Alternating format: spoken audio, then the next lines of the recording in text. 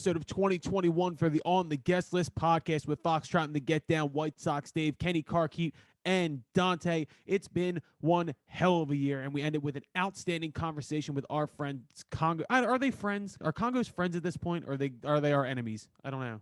Yeah, I need a South African guy or two in my group, so yeah, they're friends. All right, they're friends. Fair enough. But Dave, let's start with you. You're hungover. What the fuck happened, buddy? No, I went out last night and I yada yada yada. I'm feeling like shit today. I got the beautiful Strat though. Ooh, look at that thing, dude. Fucking so pretty, man. This is once again another situation where I don't realize how mean people are to Dave on the internet until I see him post something like just a picture of a guitar, and everybody's like, "Show us the headstock, you fucking idiot!" Oh, I bet your sausage fingers can't play that. And I'm like, dude, it's a guitar. Shut the fuck up. People are assholes. I did just have a bad tweet though. I was driving home, and I had to pick up a tux. We'll get to that later. This is dropping tomorrow, right? This is dropping tomorrow. All right, so yeah, by then you'll see. But I'm going to do a live stream out in New York with Big Cat, Ed, and Rico. So they want us in tuxes for some reason. So I had to find a last minute tux. So I was driving around like that all day today. There's this dude who's Chicago. He's a radio guy out here that I'm friends with, and he does whiskey reviews every Wednesday. And so I see the whiskey review and what I thought was a whiskey review. And I asked him, and like, hey, how is Whistle Pig any good? I got a bottle for Christmas. And it was to a fundraiser for a kid who lost his dad to cancer, unfortunately. Oh, and I thought it was so everyone's like, read the fucking room, you idiot. I'm like, dude, hand up. I didn't watch the video and I didn't read the tweet. I'm sorry. Like, I deserve everything you're saying right now. Ouch. Yeah, but at least you were like, yeah, I fucked up, my bad. Like, it's not like you were like trying to defend yourself. No, there's no defending it. I was just dumb move. I was driving, wasn't really paying attention to what was the context, and yeah, that was that. And I feel like an asshole, but I just gotta wear it, I guess. Still love you, Dave. Still love you, Dante. How are you, buddy? Dude, I'm fucking high on life right now, man.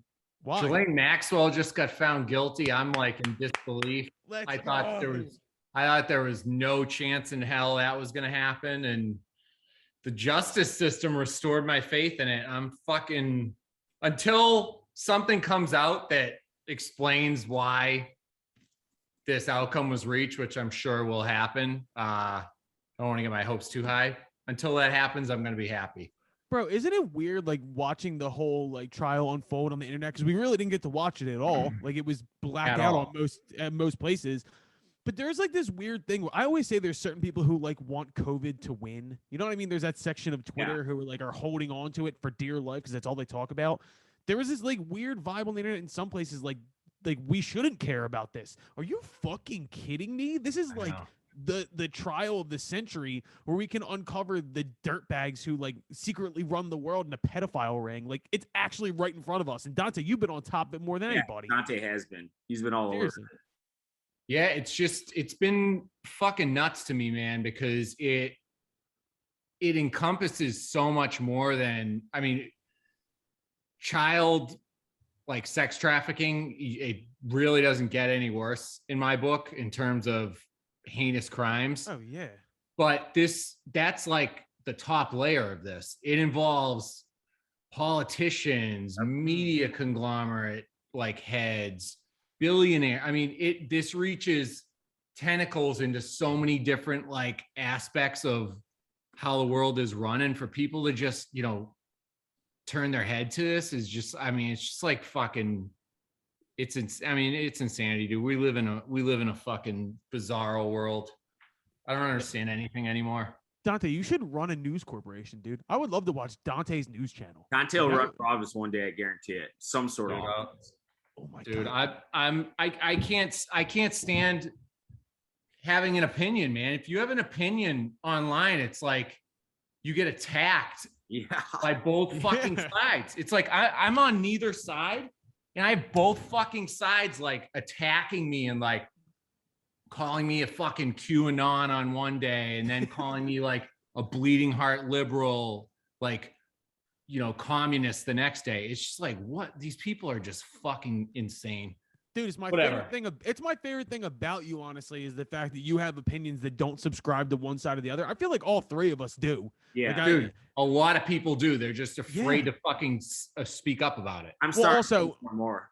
On Twitter, there's no right side because everybody just fucking hates each other. You know what I mean? Like, Yeah, also, Twitter's not a real place. I saw a really good tweet today. It said, just a reminder that Twitter isn't a real place. And it was, rest in peace to John Madden, first off, fucking all-time GOAT. But people tweeting about, like, oh, how can we memorialize John Madden? It's like, shut the fuck up, dude. Dude, just everybody's seen the tweet. The guy from fucking Dallas saying, oh my God. It was the worst tweet. Like, people are legitimately mentally ill. Yes, dude. I said this. I saw that tweet and I was reading through the comments, and not knowing that Dave was the one who retweeted this, I was reading through and I just see Barstool White Sox Dave, I hope you get help for your mental illness. And I just started dying laughing. I was like, way to go, Dave. Fucking get him. I'm just so sick of it, man. I'm not going to shut up anymore. I can't do it. Hell of a way to start a music podcast, boys. Yeah, pretty deep right there. Jolene Maxwell. I'll say this. I saw a picture of her like bending over today, and she's got some fucking great tits. Stay on brand, Dave. Stay on brand, dude. Yeah, well, she can fucking take those wombags to jail, dude, forever. Exactly. Like, she's awful human. I hope she rots. Actually, no. I hope that they let her off like pretty easy, and she sings like a canary. Like, I mean, that could be throw you in the clink for 5 or 10 years or whatever, but you won't die in there unless you get sick or some foul plays involved.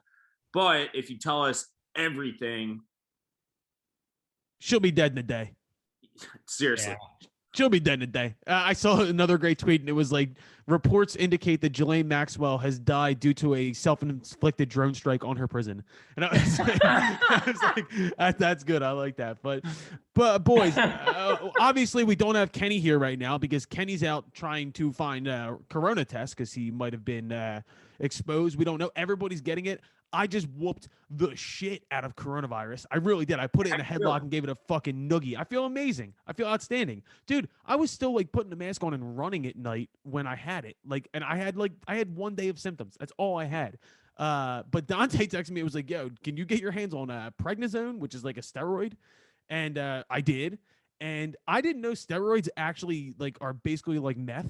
That's the way it reacted for me. Dude, I was zooted out of my fucking mind for like 5 straight days. Just like, I gotta take steroids for migraine, and it's like basically 100% caffeine just like mainlining into you. Dude, I took it, and then I took NyQuil, not knowing what was going to happen. And I swear to God, I just stared at my ceiling until 6 a.m. and the sun came up. Like, I was just straight up tweaking off this shit. It worked, though. It beat the fuck out of coronavirus. And I'm glad it's over with. But, I mean, that's kind of the story of 2021, ain't it? COVID, that's all we fucking talked about all year. It affected everything we did in the music industry. It's coming back in full force now. But my hope is that next year we don't have to talk about it. We go back to having shows. We go back to things being back to normal, which it's getting there. It's not. It is. It's not. But either way, 2021 was a great year in my opinion. I'm so tired of being on Twitter and seeing everybody being like, well, thank God fucking 2021's over. It's like, what did you do for 12 months? Like, did you do anything? Like, was there anything that you had to talk about other than topical bullshit? I had a good year, honestly. I feel like I had a fucking good year. It was a tough year, but I feel like I had a good year. Dave, you learned how to play the fucking guitar. Dante joined the fucking podcast and started restaurants and went all over the country. Kenny is still alive somehow. Like, I feel like we all made it out pretty well. We had a pretty good fucking year. So I'm thankful that we're here. I'm thankful for everything we've gotten done. And I mean, Dave, you've been with this since day one, since I think the first week of February. Yeah, it's been about is that it? Only February? I felt like it's been over a year now. The Shiflet episode, I think, was January 29th of the year. The first episode was Shiflet, which, by the way, how fucking cool was that? A Foo Fighter was the first episode. But there was so many great interviews. And I do think the two best things that happened this year were Kenny joining in May and Dante joining at the end of July. Like, it wasn't the same without you two. Like, it really was. That when it was? I think your first episode was the end of July, but nice. I think that you came. I know the back half of the year flew. Like, it really fucking flew. Yeah, it did. Dude, the one thing I hope to accomplish in 2022 is getting to tell pandemic stories for musicians when it's all kind of over. Do you know what I mean? Like I want to be able to talk to people with the hindsight of being like, this is what I went through, not what I'm going through. And Right. like, look, dude, when I get to like look back and tell the story of how the fuck this happened and like working 3 jobs while trying to fucking get the band back up and running and then running the podcast and editing everything, like that's going to be a fun story to tell. It sucked absolute horsecock when it was happening, but I can't wait to be able to tell the story of like what the fuck happened. And I like there's so much to talk about in 2021. We cover a lot of it with Kongos, but should we just go into those South African assholes? Like should we just go into it? Let's do it. Let's do it. Fuck it. Here is our year-end interview with our semi-friends, Kongos.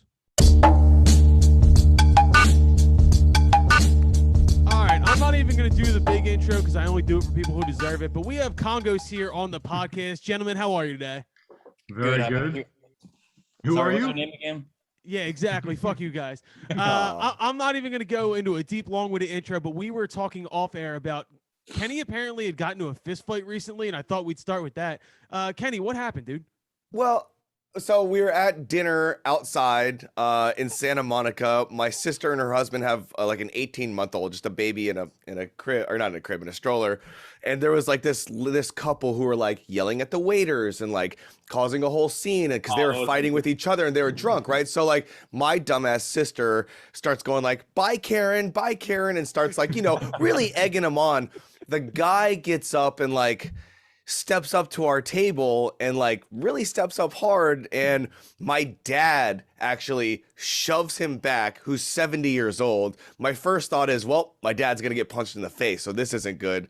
So I jumped in, did what I had to do. My brother-in-law jumps in on top of him, and it just goes fucking crazy down. And then my wife's like, well, you guys fucking started. I was like, yeah, but he stepped up. You know what I mean? Like, you could talk shit, you could talk shit, and then as soon as somebody steps up, you got to shut it down, and it happened. Your dad's a Marine, right? Or something? Yeah, he's a military vet. He's like Navy, Air Force, Army, Coast Guard. He's a little hardened. Dude, it was for him and his he and his husband, my gay father, and his husband have the same birthday, and so it was a gay birthday with a baby, and like this guy just thought we were so unassuming, but he didn't know we were brown trash from Florida. Like you stepped up to the wrong fucking family, man. Oh, all right. Dude, Well, did your sister throw any punches? Dude, okay, so let me continue. So dad shoves, I come across dad, I get him one and put him in the planter. My brother-in-law comes in, gets a few, and then he gets hemmed up by the cook who came running out to like stop the fight, right? So Tony goes flying back because he's hemmed up. I hem up the dude we're going after under the ground. I check on Tony. I'm like, okay, that's the cook. He's fine. I turn around to look back where the guy is, and my sister in her jumper and her high heels moves his hand out of the way of his face and just starts fucking clocking him right in the face. And I'm like, yo, this is Florida, dude.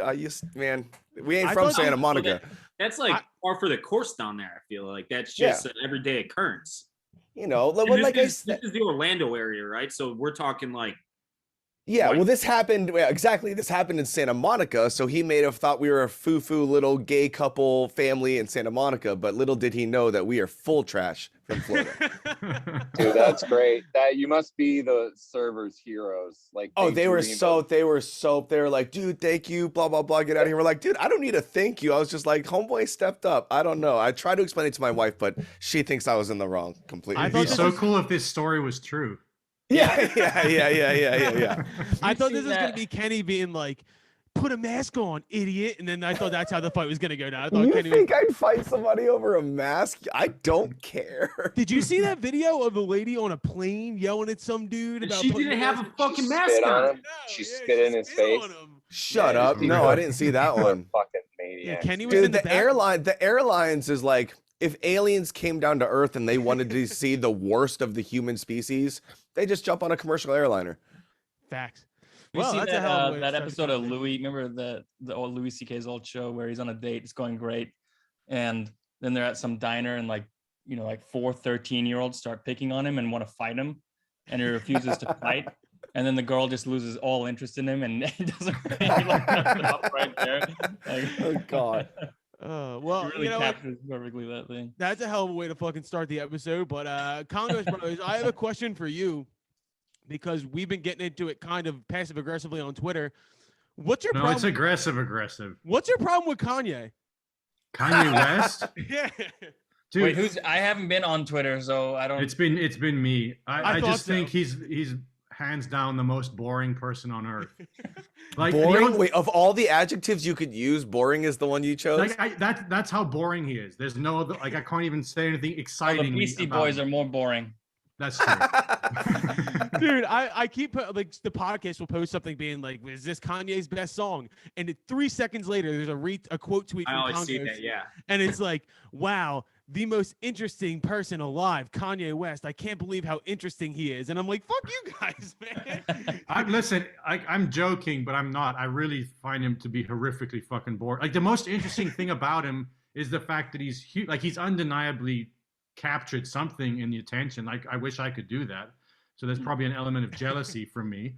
But just musically, everything, I find him fucking boring. Like anyone else. I'm not as opinionated as him. I like some of his production. I find his rapping boring. I feel like he can't rap in time. But Have you ever listened to that Bill Burr bit where he's talking about how he wishes his mouth was wired shut again? Well, we'll give the shout out to for talking about his production. That's all mostly Jeff Basker, who's a fucking G. Who did? Dude, okay, go read some liner notes. Liner note. Well, Basker did so much of the Bruno Mars shit. He did so much of the fun stuff. He did. Okay, so wait, you're saying not only is he a boring rapper, but the production that he gets credit for also is largely not his. It's all Jeff Basker. Yeah. Right. Just keep proving my point. I don't think that's never the truth. Like Amandla, who wrote that album, the Miles. You mean Davis the Miles album. Davis album? Yeah. Yes. Look, I'll put it. Like You're right. There's always people bring shit out of the other people who are helping them. Like Miles Davis often took credit for shit, but he was also, things wouldn't have happened if he wasn't that force. Yeah, he's Johnny. Johnny, until you run up on stage and pull a fucking award out of Taylor Swift's hand, you know what I mean? Like you might be boring too. I'm not saying I'm interesting. Listen, I'm interesting. I mean, boring and poor and not famous. So I'm the triple threat of. That's boring. the trifecta of greatness, though.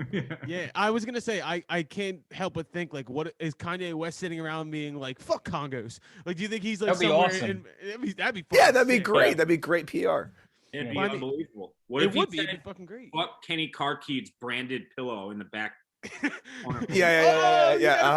Yo, by the way, the new baby. studio looks great, dude. Yeah, You know Thanks, why man. you have that, Kenny? Because your music puts people to sleep, dude. Yeah, you're welcome. At least my music does something, gives people some sort of feeling. Wait, and going back to like just like production and hip hop production, you guys hating it. Didn't you guys do a song with T-Pain or Flow Rider? Sorry, Which one was it? Wait, why what? are you saying that we hate hip hop production? I'm talking about Kanye Well, West. because you're just specifically. white people from South Africa. I just assumed. And you hate Kanye, so if you hate That Kanye, is you must such a hate hip prejudiced hop. thing to say. That is a So very prejudiced. prejudiced No, thing. it can't. Free No, it's judge not me as because being a I'm South brown and African. Asian. It's impossible for offended. me to be racist. It's impossible. I That's am. a I'm fact. leaving. I'm leaving. yeah, bye, bitch. So far, we've gotten into masks and is Kenny possible being racist? This is going fuck. No, it's not possible. You know But who I like, a modern dude? I think Trippie Redd is good, but then Oh, I like your like, yeah, I think he's cool. I think he's doing interesting stuff or whatever, relatively. But then I put on some Busta Rhymes the other day, and I was like, holy oh shit, my god, some of that this is old Busta so much shit. better than anything going on right now. I mean, I don't know Silly if I- with my 9 milli, what the dilly, yo. Oh my god, he's so good. Who's but also that the dude? production was just insane, and Jay Dilla was doing all that kind of oblong loops where things weren't quantized and all that stuff. It was amazing. I'm And trying who's to that bring guy up you the put on one relative. of our playlist, Joey Perp. You ever listen to him? Ooh. Oh, yeah. He's Joey pretty cool. Perp's a Chicago guy. Yeah, I like a lot of his stuff. And then that ASAP Ferg is cool. Channel Trace or Channel Tres. I'm not sure how you say it.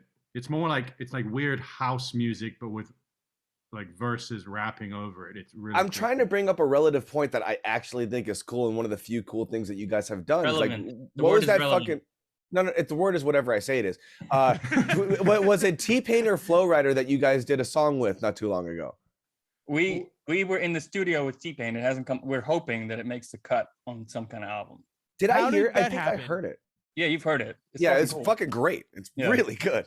Yeah. Well, he DM'd us on Instagram. This is like almost 2 years ago now, so maybe we're not even on the album, and we're just making. Yeah, the how did story this up. come about? He DM'd us on Instagram, and the guy that was doing our socials at the time said, "Hey, do you guys want to do a song with T-Pain? We're like, what the fuck? Like, we literally thought he was joking. So we checked it out, and it was actually a DM from T-Pain. So we sent him an email, and he sent us a track. And to tell you the truth, we were a little skeptical because I think, like a lot of people in our mind, T-Pain was like Buy You a Drink and like all that old auto-tune stuff. So we were honestly a bit skeptical, but we played the track and we're like literally blown away because he can fucking sing. Yeah. And he's incredibly talented. So we're like, absolutely, we'd love to. And we eventually got into the studio with him in LA at a record plant. And it was such a funny experience. It's like, picture a hip hop session in your head. You got it? That's what it was. Like, he was getting his buying a grill from somebody, and it was just like 25 dudes in there smoking and drinking, but it was fun. And he was off, and he would just like, this a multi-million-dollar recording studio, and he's recording on like a mic in the control room with everyone shouting around him. But we learned a lot from that because the vibe that he get, like, we're so serious sometimes when we record, and it's boring, and like he just captured this vibe in just being in the studio. So speaking of Trippie Redd, he did Trippie Redd and two other dudes opened the studio door, and it was like Fast Times at Ridgemont High. We just like billowed in, and then they just looked around for a bit and they closed the door. So do you guys now have awesome story? Do you guys now have like 25 dudes deep in the studio when you record? No one likes us enough. Well, I used to hang out with you guys until you fucking left me and went to Texas. Remember last year, T-Pain he just figured out, you know, in Instagram, you have the different sections in your DMs that are, they don't put them through to your main inbox. He finally figured that out, and he had like, you know, 200 DM requests from all these people trying to do tracks with him. He's like, holy shit. We don't have that problem. We immediately saw his DM. Yeah. Oh my god. I mean, hopefully the track comes out at some point. If he doesn't, we're gonna like DM him and beg him to put it out ourselves or something, because it's a cool as fuck track. Yeah, it's cool. What's the hurdle for that to come out? Is it? I think he's just so busy doing like 16 TV shows at the same time, and he's all into his gaming thing. He's like running all kinds of crazy Twitch streams. I think it's just a busy thing, or maybe, I don't know, maybe it just didn't make the cut. We're not entirely sure. It's a cool track. He had folders of music, you know, just that he was doing weird adventurous stuff that I've never heard him do, you know, really cool stuff. The best part is, it could be a possibility that you guys left the studio and he was like, that fucking sucked, and it will just never see the light of day. No, we heard him talking about it on some podcast or something, and he goes, yeah, and I was in the studio with the KONGOS. These dudes brought out 2 accordions. Yeah. They had microphones from World War II, and they were like, they were real geeks, it was man. as bizarre for him, you know, as it was. Well, maybe not as bizarre, but it was like, you know, he didn't expect to do a record with an accordion player. So. Dude, it's funny you talk about the vibe of that hip hop session. One of the first things I did when I moved to LA was I did all the engineering for vocals for Death Row Records. What? And they would, and so they would all come to the studio I was working at, and it would be like no less than 30 people every time. Yeah. Food, like grocery bags full of food, drugs, weed, smoke, the whole 9 yards. Nicest people I've ever met, most productive people I've ever met. They fed me, they paid me cash up front. Like, they're fucking, dude, hip hop sessions are the best. Well, yeah, just you picture like an alt rock session. It's just like the band in there and their fucking therapist crying. Yeah, and they take it so fucking seriously. They're like, this isn't the right guitar tone. Who fucking cares? Grow up. Should we write about mental health or what today? Because that's all we can fucking write about. Yeah, talking is hard. Oh, I'm so fucking self-care. Sad. Yeah, my God. Have you guys been writing a lot about self-care? No, you guys have been writing about farms in Texas. Is self-care like a word for jerking off? Is that what kids are saying these days? It can. Because if so, yes. Then yeah, I've been writing about nothing but self-care. It's all I do. It's all I care about. Well, I mean, what have you guys been up to lately? Because I know you moved to Texas. Last time we talked, you guys have been in the process of moving to Texas. Like, what's the KONGOS world been like? Dylan is growing shit. I'm trying to get my studio together. Actually, I have a hard time writing just in like the lounge, you know. So I'm here. I'm in my space now. It's like kind of starting to come together now. That place looks awesome, Johnny. Yeah, it's gonna be really cool. Like it's a big space. It's not as big as we had in LA, but in some ways it's laid out a little better. I manage. I don't know if you can see it in the back there. Yeah, it looks big vibey. Piano there. My dad's. That's a 1970s Hamburg Steinway piano that like I begged my dad to let me take. It's so cool because the piano that I had growing up, my mom sold without me knowing. It's neat.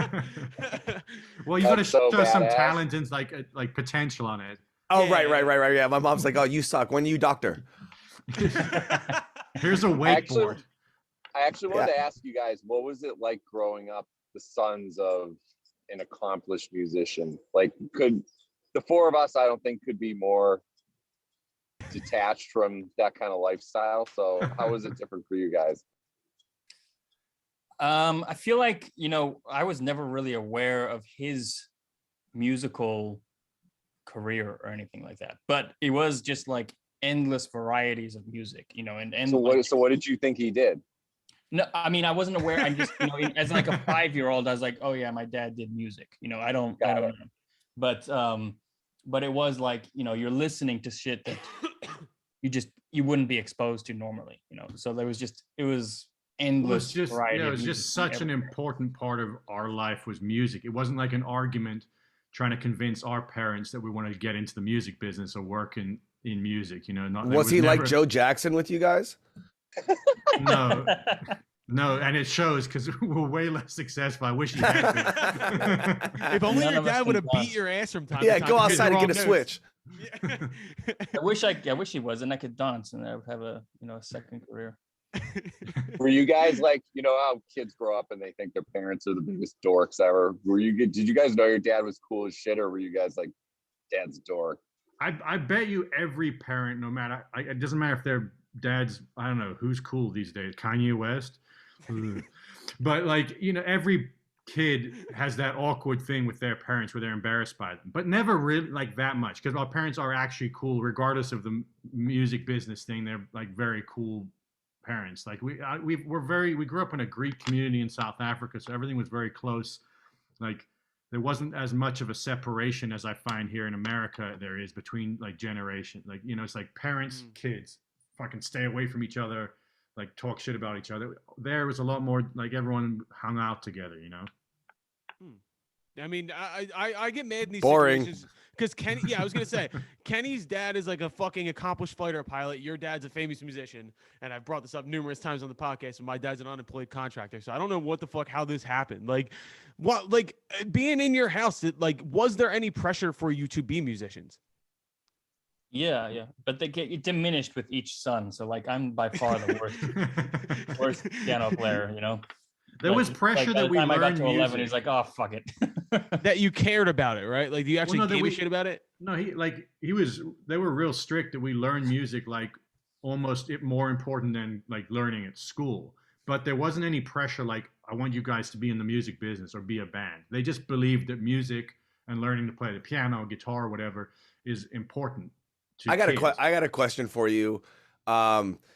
This is gonna start with a compliment. Being that you guys are so proficient at the instruments that you play in your band, was that kind of like, Danny, you've always played the guitar, Johnny, you've always played the piano, Jesse always did the drums, so on and so forth, or were you guys just kind of all around, and then when the band formed, you guys took roles? When we were like really young, I played drums and Jesse played guitar. Like it was just the three of us because Johnny was doing jazz or something like that. And we were just messing around. We'd do like Doors covers or whatever like that.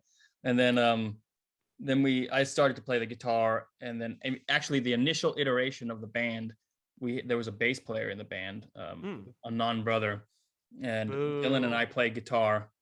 And then the guy moved to San Francisco, so we put bass on a computer, I think, didn't we? Wait, where the fuck was Dylan during this whole time?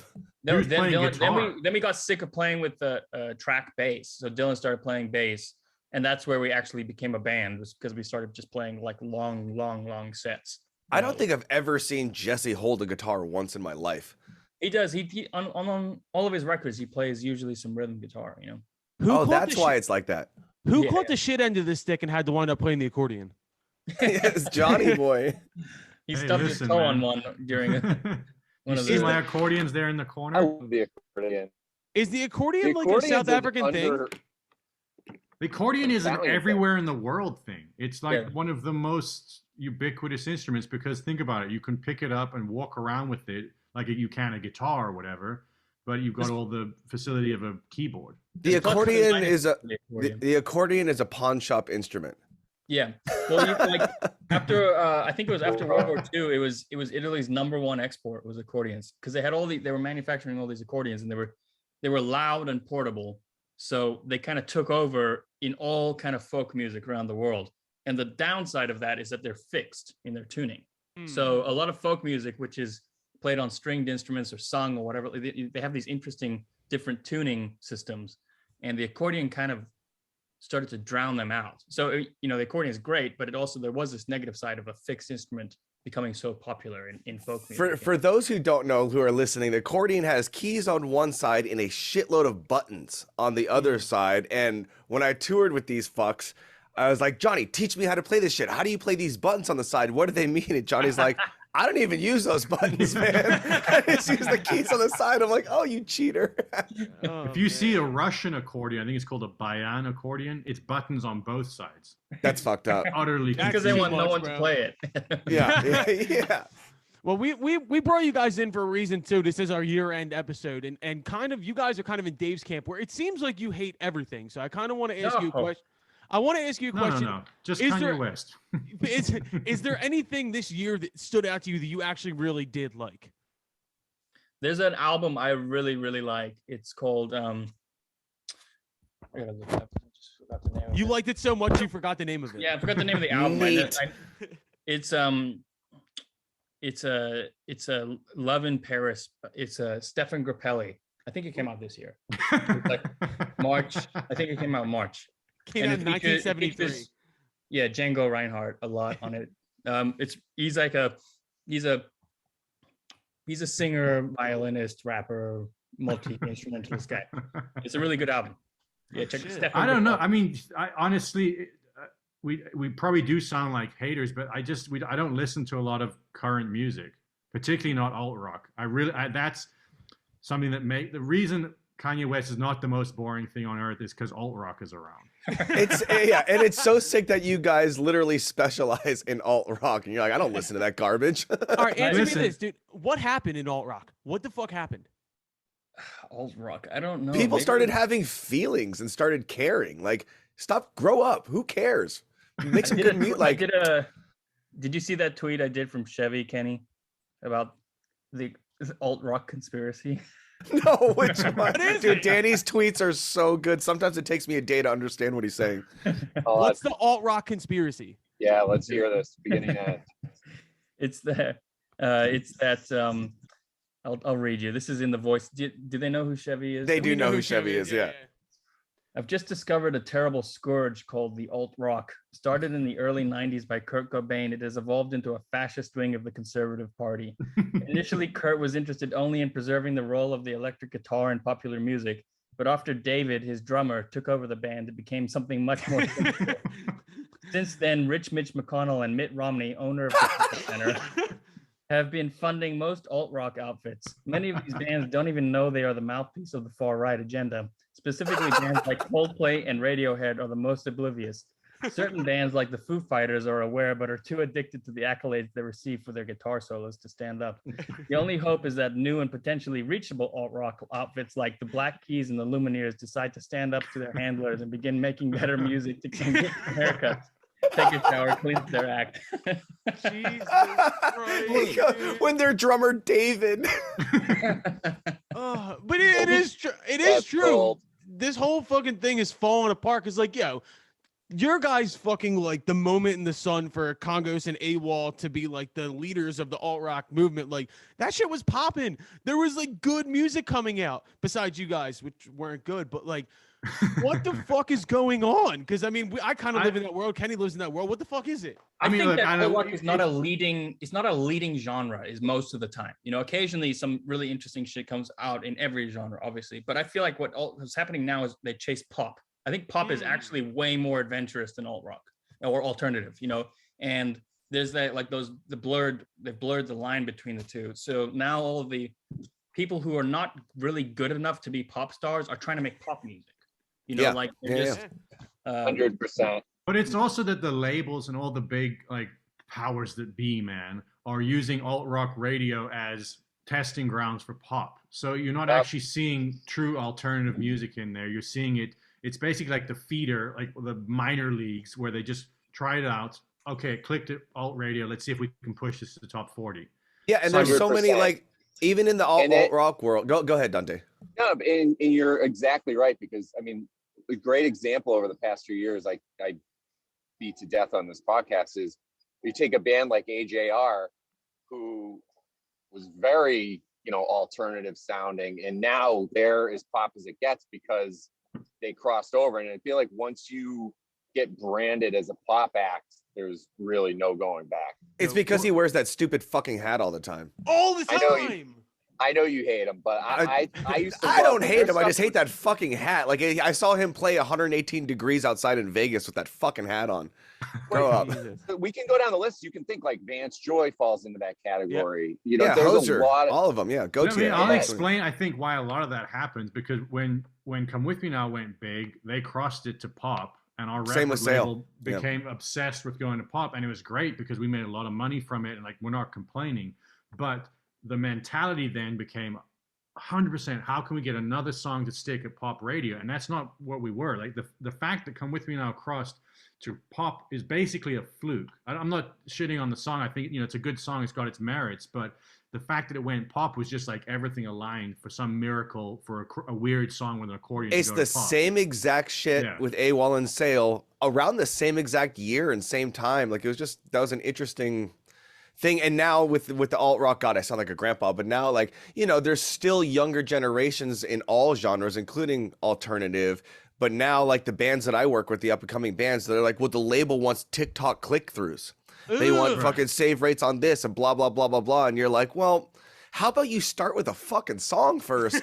It's crazy. Part of it is I think part of the problem is that the ease of production. Like it's very easy to get cool, interesting sounds. So people have become obsessed with textures and sounds and all this kind of stuff, to the detriment of harmony or different rhythms or whatever, that kind of stuff. So music is actually getting more and more similar harmonically, but people have got all these cool textures and cool sounds. It's like idiocracy for music. Like in the future, everybody's how they talk is gonna be the same with music. Brondo the thirst mutilator. It has electrolytes, dude. So I like money. There are people who are like super pushing the boundaries of harmony and all that kind of stuff, but they're always kind of like nerdy or cheesy, like Jacob Collier. That guy's like a fucking genius, but I don't know how much appeal that's gonna have to it. Well, let's put it this way, dude, because I think part of my point in this entire thing is, Dave, you're the non-musician here. Here's a question. When was the last time Kenny out? Yeah. Dave, when was the last time you went on alternative radio to look for the next big thing? When was the last time you searched through your fucking car's radio to listen to alt radio to find a musician that you liked? It's 2022 now, just about. I'd say 2010. 2012. I will say though, Dave is very good with Spotify, like what's next. Like I'm a big radio, you guys know, like XMU and Alt Nation. I love. That's where I find a lot of stuff. Dave is very good with the Spotify. That's all I use Spotify. I think about this regularly. So on the dozen, when I use Colin as a phone a friend, for those that don't know, it's a trivia show we do at Barstool, and I use Colin as my lifeline, like every show for it. But I think a lot of the reason, and we talked about this a while back, that like me as a non-musician, and I think a lot of others don't know, like specific albums even, is because of Spotify, because all I'm doing is finding one song and just adding it to a playlist. I'm not listening to an album unless I'm like, I was going to say the last Weezer album to this day, I think is one of my favorite albums by them. It might be up there with Blue, but that's like the only album that start to finish, like I listened through like that 30, couple of how many did Olivia Rodrigo come out with? 2 this year? She had 2. Sour, that big record. I know Sour, but did she have another one? Whatever. Anyways, you're just hearing the songs. You're not hearing the full albums because it's just. Yeah, but random. I think part of the problem with that, and like, there's no way to fight this, is the last statistic I heard, and this was a while ago, is that 40,000 songs come out a day on Spotify. And we may have even talked about it last time we were on. And it's like, it's literally impossible for anything to crack through that without money behind it, Also, or pure luck. There's So also it's, the phenomenon of people like you're always getting older, so your impressionable period of life is getting further and further away from you For every sure. day. Definitely. So it's like my girlfriend's siblings, they're all teenagers, and they love the shit that they're listening to. They think it's great. They don't think that music sucks. They like it. So it's part of it is obviously the old fogey thing. Danny, are you wearing a fitness shirt? Yeah. My bro, yeah. Oh, man. Yo, Irony. yeah, get with it, dude. And talking about that kind of weird shit, like some of the songs that are blowing up now, and I talked about this on the last podcast. Like Catatonic Youths is the Instagram page where they just post the worst bands in the whole world, and this one chick's fucking song is getting so big because it's so bad that it's got millions of views on YouTube, and now she has a career like the Cash Me Outside chick. It's fucking like it's just so different. The memeability now because people are really looking at like any reason that a song can go viral counts, because a click is a click as far as like record companies or like definitely. YouTube is concerned. Oliver Tree. It's fine because ultimately there's every generation there's going to be good music. Like we've talked about it before, and Kenny's come on our Discord chat before, and like it's mostly kids that are on there, and we're finding all these new younger fans that we couldn't connect to before.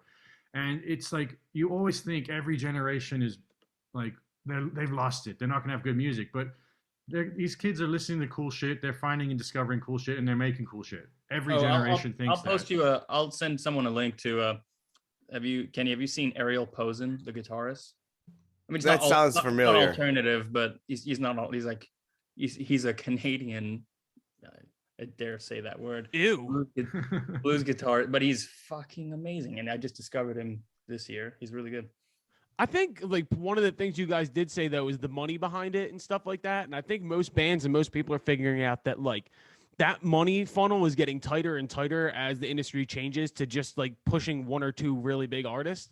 I think what most people are figuring out, kind of like what we have with this podcast, as stupid as it is you got to have different things to attract people to your music, because there's so much shit out there on a constant fucking basis. And I mean, you guys are experimenting with Discord. Like, have you guys found that to be like kind of like your avenue of like the new shit you're trying? Yeah, I mean, one thing is the way it works. It feels like the old internet, weirdly enough, even though it's like a young gamer thing. It like feels chat like the rooms. like people talk and you see what they say, and there's no algorithm designed by Mark Zuckerberg like getting in the way of it. Like we post and we can talk to our fans. We can have legitimate long conversations with them. We can do play music streams like this with them where we talk with our fans and just like interact like normal human beings. And the conventional social media is obviously set up as a funnel to sell shit, and that's fine.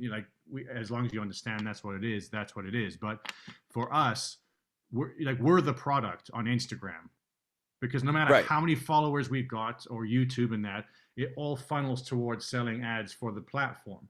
And we have to play. We put our shit up on. You can't get away from it. But like finding another avenue to talk to our fans that's more direct has been way more successful, because we've only got like 900 something people on our Discord channel now, but those people are like worth their weight in gold in terms of like our connection to them. Well, what do they have feelings? I mean, what they always say though, like it's better to have like 1,000 diehard fans that would buy your shit as opposed to having 100,000 passive people that aren't going to invest in you. It's like, well, luckily we have neither of those things. Oh man, you're basically Kenny at this point, dude. That's awesome. Yeah. Washed up and old and forgotten about. It's great. No, Kenny, you're one of 3, right? Independent people to have a diamond record. Is that what it was? 1 of 3? I have no idea. Is that what it was? Well, I know it's 1 of 57 songs. I don't know if it's the independent shit. I always forget how. Which it wasn't independent anyway. It's like the word independent gets thrown out so fucking much. Hey man, I'd take it. Red Bull is not a record company. Right, but it's like, but they fucking paid for everything. So independent, what? You know what I mean? I remember that part. I remember that party in London They paid for everything. Yeah, Like- yeah. They paid That was for the me to best part throw- about being on Red Bulls. They threw hell of parties. Yeah, they I- paid for me to throw up on the highway on the way to Birmingham. Dude, there is no company with a more like bewildering budget process in the world. They are so cheap when it comes to like actually their product, but when they throw parties, like you said, they just fucking light money on fire with Yeah, everything. it's nuts. Well, All that, our that stuff, activation. that stuff they were doing where like, remember that, what was that BMX thing they did where it was really well lit, you know? It was like a I can't remember what it's called, but it was like, What about Flutog? Remember Yeah. Flutog? Oh, the Yeah, the Flutog. How about the guy who jumped from space? Oh Yeah. yeah. Yeah. Yeah, Felix, whatever the fuck his name was. Yeah, that shit's fucking crazy, man. Dude, on this podcast, we talk to Kenny so often, I forget how fucking like successful he is, and I hate it. But there's always like one or two moments on the podcast he'll be like, well, you know, I was hanging out with the Rolling Stones in Hamburg or something like that, and I'll be like, what the fuck, Dude, man?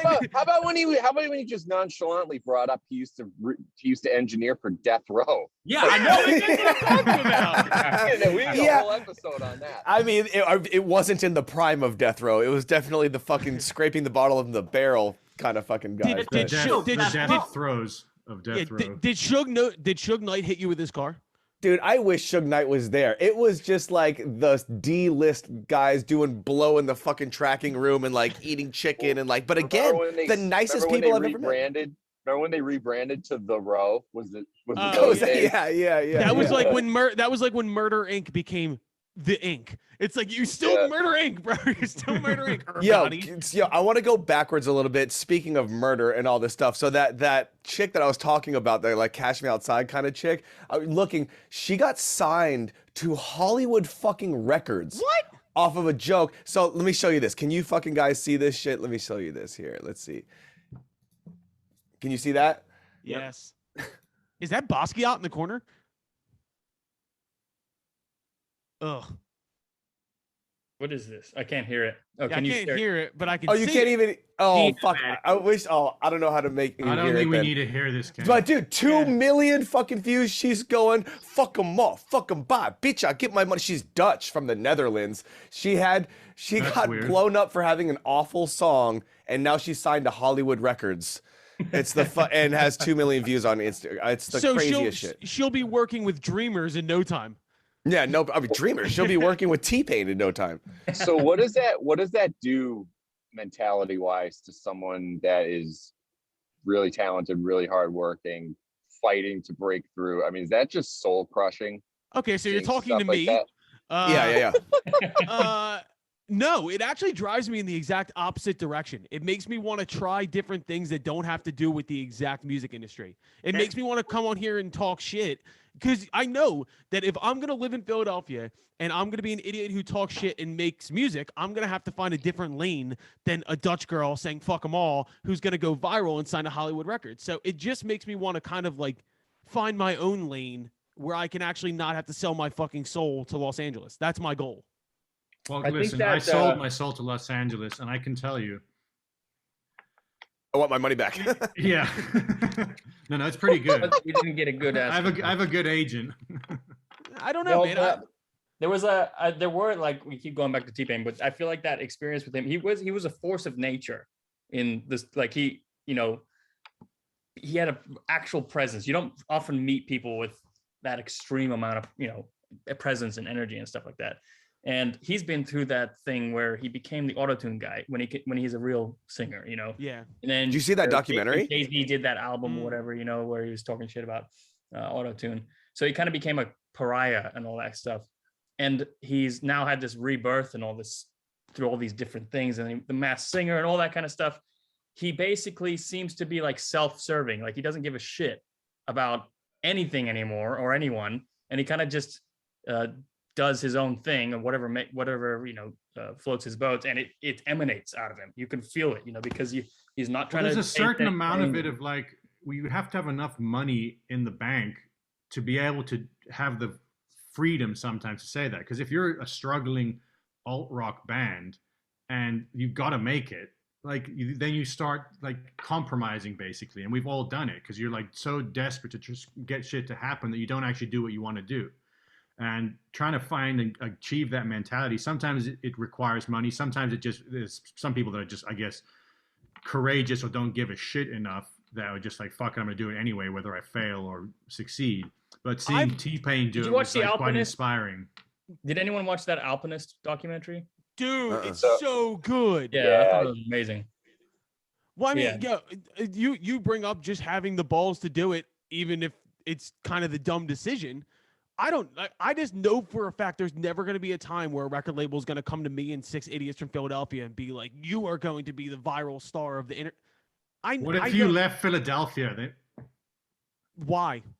No, I'm just joking. The internet exists. I mean, Oliver Tree is a great example of somebody using virality. I don't even know if that's a word of comedy, like what he does to, like, his music's actually really good. Yeah. But on its own, I don't think it would do what it would do if he wasn't putting out 45-minute mockumentaries about him learning to do a backflip on a dirt bike. Like, I'll his be shit's honest, so Kenny, funny. though, I've noticed that guy has some serious sadness behind those eyes. Like, part of it is killing him. He's like, God, I just want to be a musician. I don't just wanna have to started ride a watching scooter." his YouTube documentaries, and they're so fucking funny, dude. He's out of control. Out of control. At the end of the day, though, I find solace in the fact that I actually truly enjoy what it is that I'm doing now. It's all gonna work. It might just be the long way around, and I'm cool with that. I have no trepidation that way, but I have no interest in doing it the other way. Like, I've gone through my CB4 phases where I've tried different shit. Like, I've tried to fucking wear the Lumineers hat, and I've tried to do this and do that. I don't want to do it, and that's okay. And I think more and more people are starting to find different ways to brand themselves and do different shit that actually is like more fully them, as opposed to having to. But I also think it's the same as it's ever been. Some people Sure. will literally do fucking anything. Anything. Just anything for success. Dude, it's fucking crazy. Dave and Dante, you live on the internet. You watch people try and do wild shit for success all the time. It makes my fucking skin crawl. It's funny that before success I would have done anything. After success, I don't care anymore. It's weird how that works. Yeah, money has a real interesting effect on your ability to enjoy things and be unique. Unfucking believable. I don't know. Oh, can we also clear something up on here? So there's been something going on around online with the Congos about you guys not actually being brothers. What's that all about? It's a conspiracy, dude. Yeah. More conspiracies. Let's go. Bro, everybody in their comments of all their posts have been like, yo, I heard that they're not even fucking brothers. And I'm like, what is this bit? It's so good.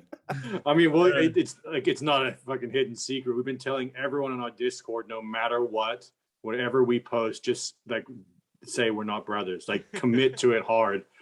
And it's pretty fun. Like, I don't know what the purpose of it is. It's like, for not it's for some fun. big marketing scheme. Like, it's just funny as shit to see. Like, half of our fans that are on the Discord think it's funny as shit, and then the rest of the people are like, they are brothers. That's on the Wikipedia. But we got one of our Discord people ended up changing our Wikipedia to say that this band of random strangers that are definitely not brothers.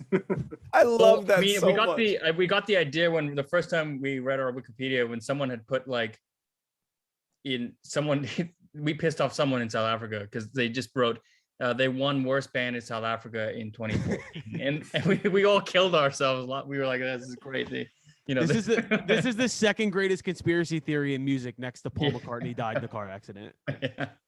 I like here. There's a better conspiracy theory, and it's something that Chevy brought to light, and that is that the Black Keys stole the blues from. From who is it? Jack White. No, sorry. Jack White stole it from the Black Keys. Yeah. All facts. They The Black invented Keys it. invented the blues. Yeah. A lot of people don't know that. Yeah, it's true. It's And then weird. Jack We White would stole it. go as Chevy onto various like Black Keys forums and like fan pages and just say, "Give the blues back." Oh, sorry, keep confusing it. Give the blues back, Jack. And they'd be like, "How can you say he invented the blues?" And they would like quote the actual history of the blues, like with Muddy Waters and like way back to Delta blues and that. And Chevy would just be like, "No."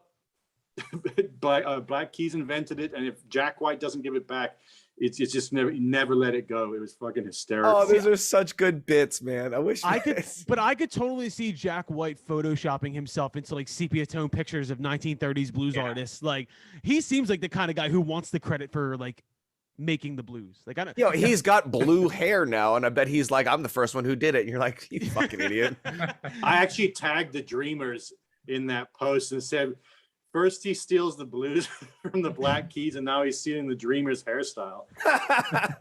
Is there? I don't think there's anybody who like I like his music more, but I'd like to spend time with less than Jack White. Like I don't think I'd like to be in a room with Jack White together. You know what I mean? Like I love Kanye. I don't think I could hang out with Kanye. I think I'd be way too fucking intense. I would. We're I like really that, fucking boring.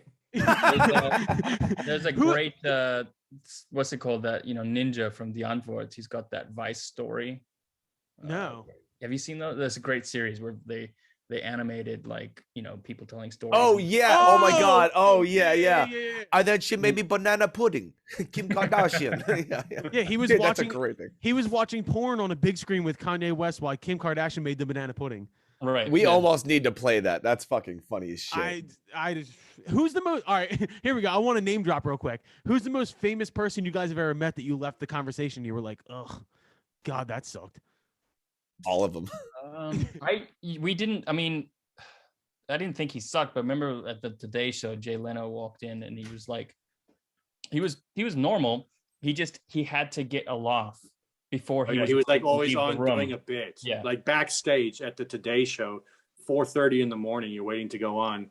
And he's like telling us jokes, but like a monologue style jokes. And he was funny. It was just weird, It's like He's just always stuck in a time vortex. It's constantly Yeah. he's doing a stand-up monologue. Yeah. Or it's also like unless he gets someone to laugh, he's not alive. He's like, and then he's like, okay, I can still make people laugh. He was funny. You could tell he was just like, he had Just to, weird. yeah, he had to smoke. I met what's the Bush daughter? What's her name? Laura Bush. Yeah. No, is that the wife? Or... George W.'s daughter. She was on the thing that I just remember thinking that was weird as fuck to meet like someone that close to George W. Bush. Is just weird. Like, what would you? It would be impossible to talk to her because you just want to ask so many questions about her dad. Why is your dad such an asshole? Yo, be real with me. Did your dad do 9/11? Come on, be honest. Yeah. Let me know. Yeah, Kenny, all right, you'll be honest with me, Kenny. Who's the most famous person you've ever met that you left the conversation? You were like, "Fuck that guy." Oh God, so many of them. The weirdest fucking celebrity I think I've ever met was probably Jared Leto. He's Did he do like Tai Chi with you? No, the one weird incident I had with him was we were playing a festival. And we were in our green room, and there's a bunch of people in our green room, and we're partying, doing our thing. He walks in to our green room unannounced, opens the door, walks in, leans against the wall, doesn't say a word, looks around and goes, "Man, your green room's messy," and then he leaves. And that was it. That was the whole experience. And we were all like, "Did Jared Leto just come in and talk shit about our green room and leave?" I thought you were gonna be like, he walked in, farted, and then left. Like I could totally see you being that kind of a guy. We've heard all sorts of stories like that. About, he's a weird fucking guy. Yeah, I mean, he would do things like tell his manager like, "Hey, I really don't like this guy, so 20 minutes into this meeting, come in and say I got to do something."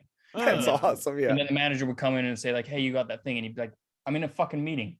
I remember one festival we played, they had pictures of the three of their faces from 30 Seconds to Mars, like these guys all access, can escort or whatever, and on all of them people had drawn like mustaches and glasses on shit all over their faces.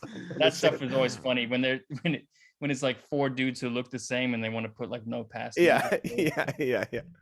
And then AWOL did it. I couldn't get back into our own show once. Yeah. Security's the best. Yeah.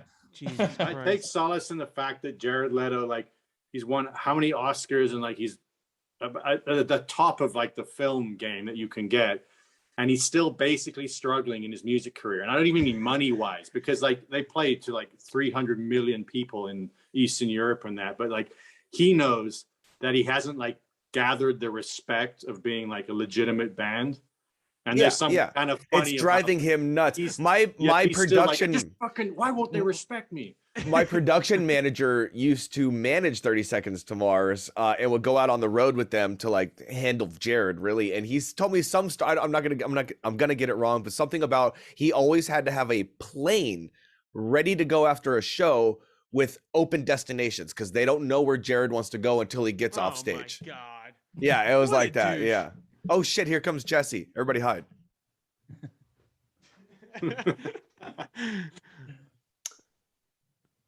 Hello, Jesse. Hi, what's Jesse. going on? Hi, guys. Hey, man. Oh, someone's in a car. What's up, Jess boy? I didn't know we could do that. Jared Leto right now. If you got anything you want to say to Jared Leto. Yeah. Do you have any celebrities that you've met that you like unequivocally hate or think they're a douchebag? It's a great way to start this. I've not really met any celebrities. Well, not many at least, other than Kenny. Yeah, baby, come on. You like me. I thought I was gonna have time to like, get prepped here and think of answers and stuff, but it's straight into No, it. straight to Is that shit what you've been talking. talking about? Yeah, we're just hating right now. I'll Tell tell me you why. we toured with the Airborne Toxic event, and Oh God. they treated us well. Actually, I shouldn't say they. The band, the most of the band was cool with it, but the lead singer was a complete dick to us. And this was way back, so I don't know. Maybe he was going through something on that tour, but he was a complete fucking. But dick it's to us. even funnier when somebody's a dick and they don't really deserve to be. Like, I'm Better sorry, than where would I know you from again? You know what I mean? Better than Ezra was the biggest asshole I ever opened for because that guy needed his he needed his onstage experience to be perfect. You don't deserve to be an asshole. Like, get the fuck out of here. You remember that Norm Macdonald joke? A guy came in better than Ezra came in second, and I'm gonna fuck it up, but there's that better than Ezra Norm Macdonald jokes, like one of the greatest jokes ever. Dude, I've been a part of some real shitbag shows, but the one person who like you're talking about the security thing, the person who I opened for or played a show with who had the most security was Pitbull, and he deserved it because Pitbull's the fucking man. Mr. Worldwide, baby. Why was I on a bill with Pitbull? Is a better question. yeah. I don't know. He seems like a nice guy. I wanted to meet him. That's all I wanted to do. I just wanted to say Dale one time. Never when there was he did a partnership with Walmart years ago, and there was a contest to like Pitbull was going to come to a Walmart, and you have to vote. And Reddit overtook the vote, and they sent him to Alaska. Reddit, man, those kids, they'll do anything. That's great. Yeah. All right, I was gonna say, is it true that Jared Leto's birthday is on Christmas?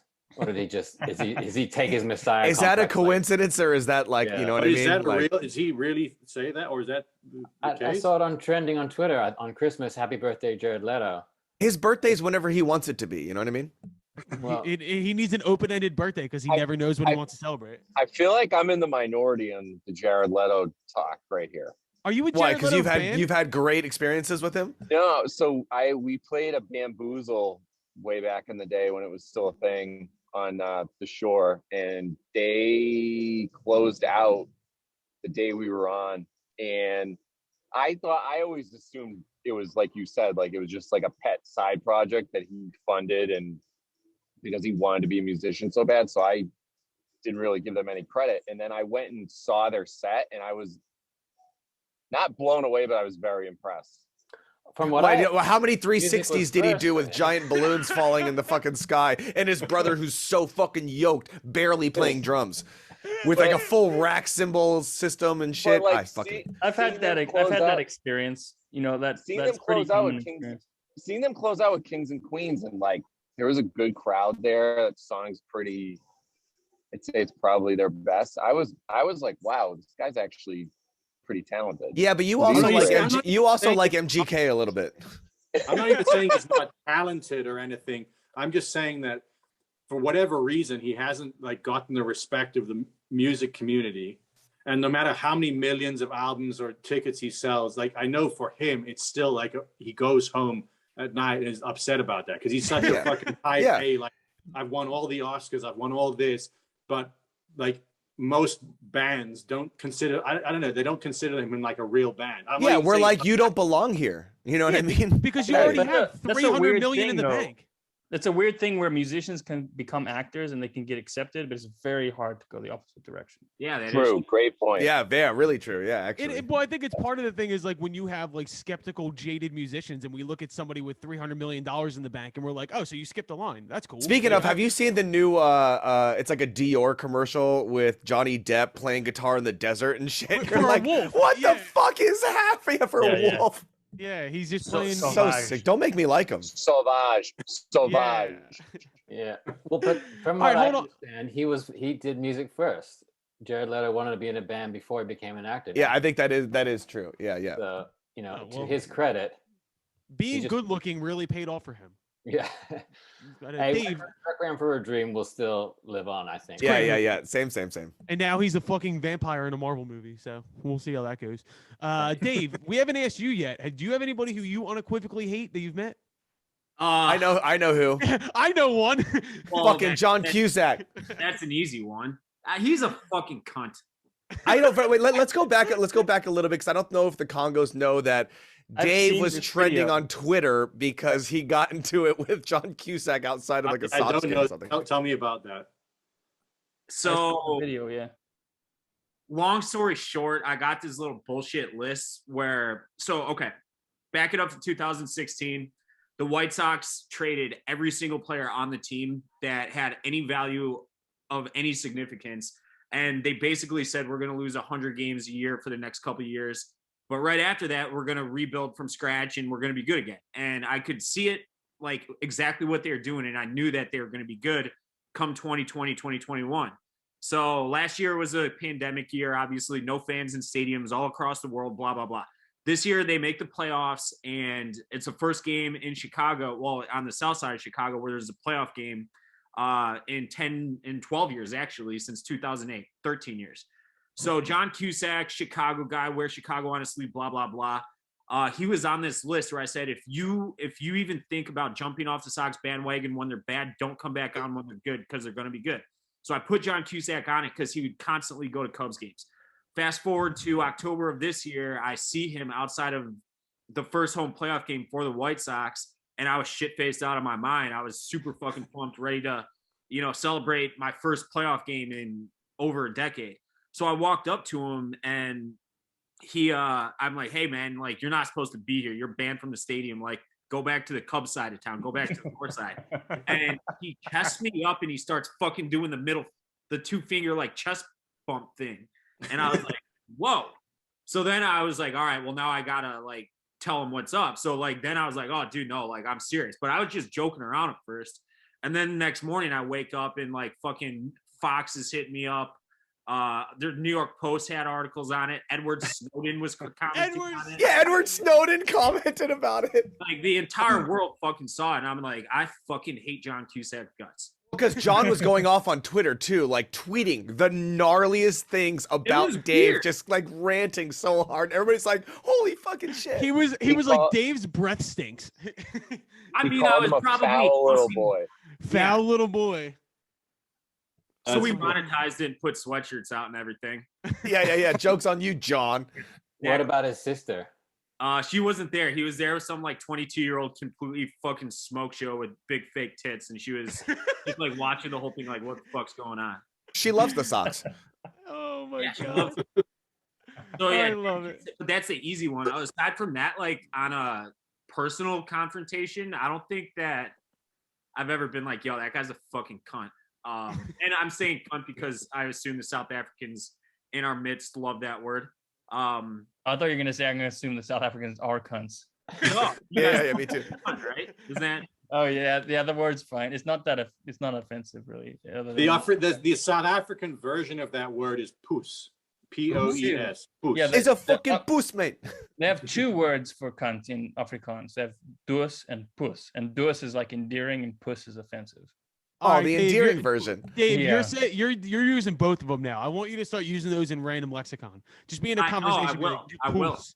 Well, that's why I started saying cunt so much because my buddy played for the Red Sox and there was 2 New Zealand dudes on his team and they would say cunt like every other word. So I'm like, this is fucking awesome. Like Americans like cringe when they hear that word and I'm just like putting it out there left and right. No, But, I mean the English and the Scottish, they have like our tour manager Mick. He's taught us I don't know how many words for the like clunge and then like, all the yeah they have a million words. You know, they have great words for dicks too, like bell end and all everything. We got to get Mick on this podcast. Yeah, He's here we fucking go. gold. He's gold. You need What is you need a real-time translator though for Scottish. Yeah, What's a clunge? I think it's like there's an element of swamp involved. I don't know. I don't really know. I think it just sounds correct, you know. I'm out here with my boys trying to go get some clunge tonight. Yo, Now say it in a Scottish accent. It'll make sense. I can't do accents, bro. It's impossible. I You're can't doing do- one right now.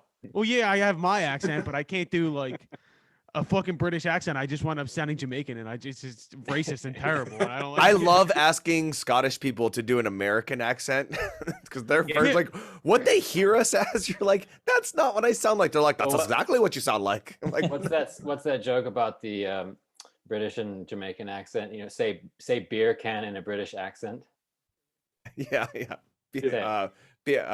Beer can. Beer con. Yeah. Now Oh, now say bacon in a Jamaican accent. Beer con. Yeah.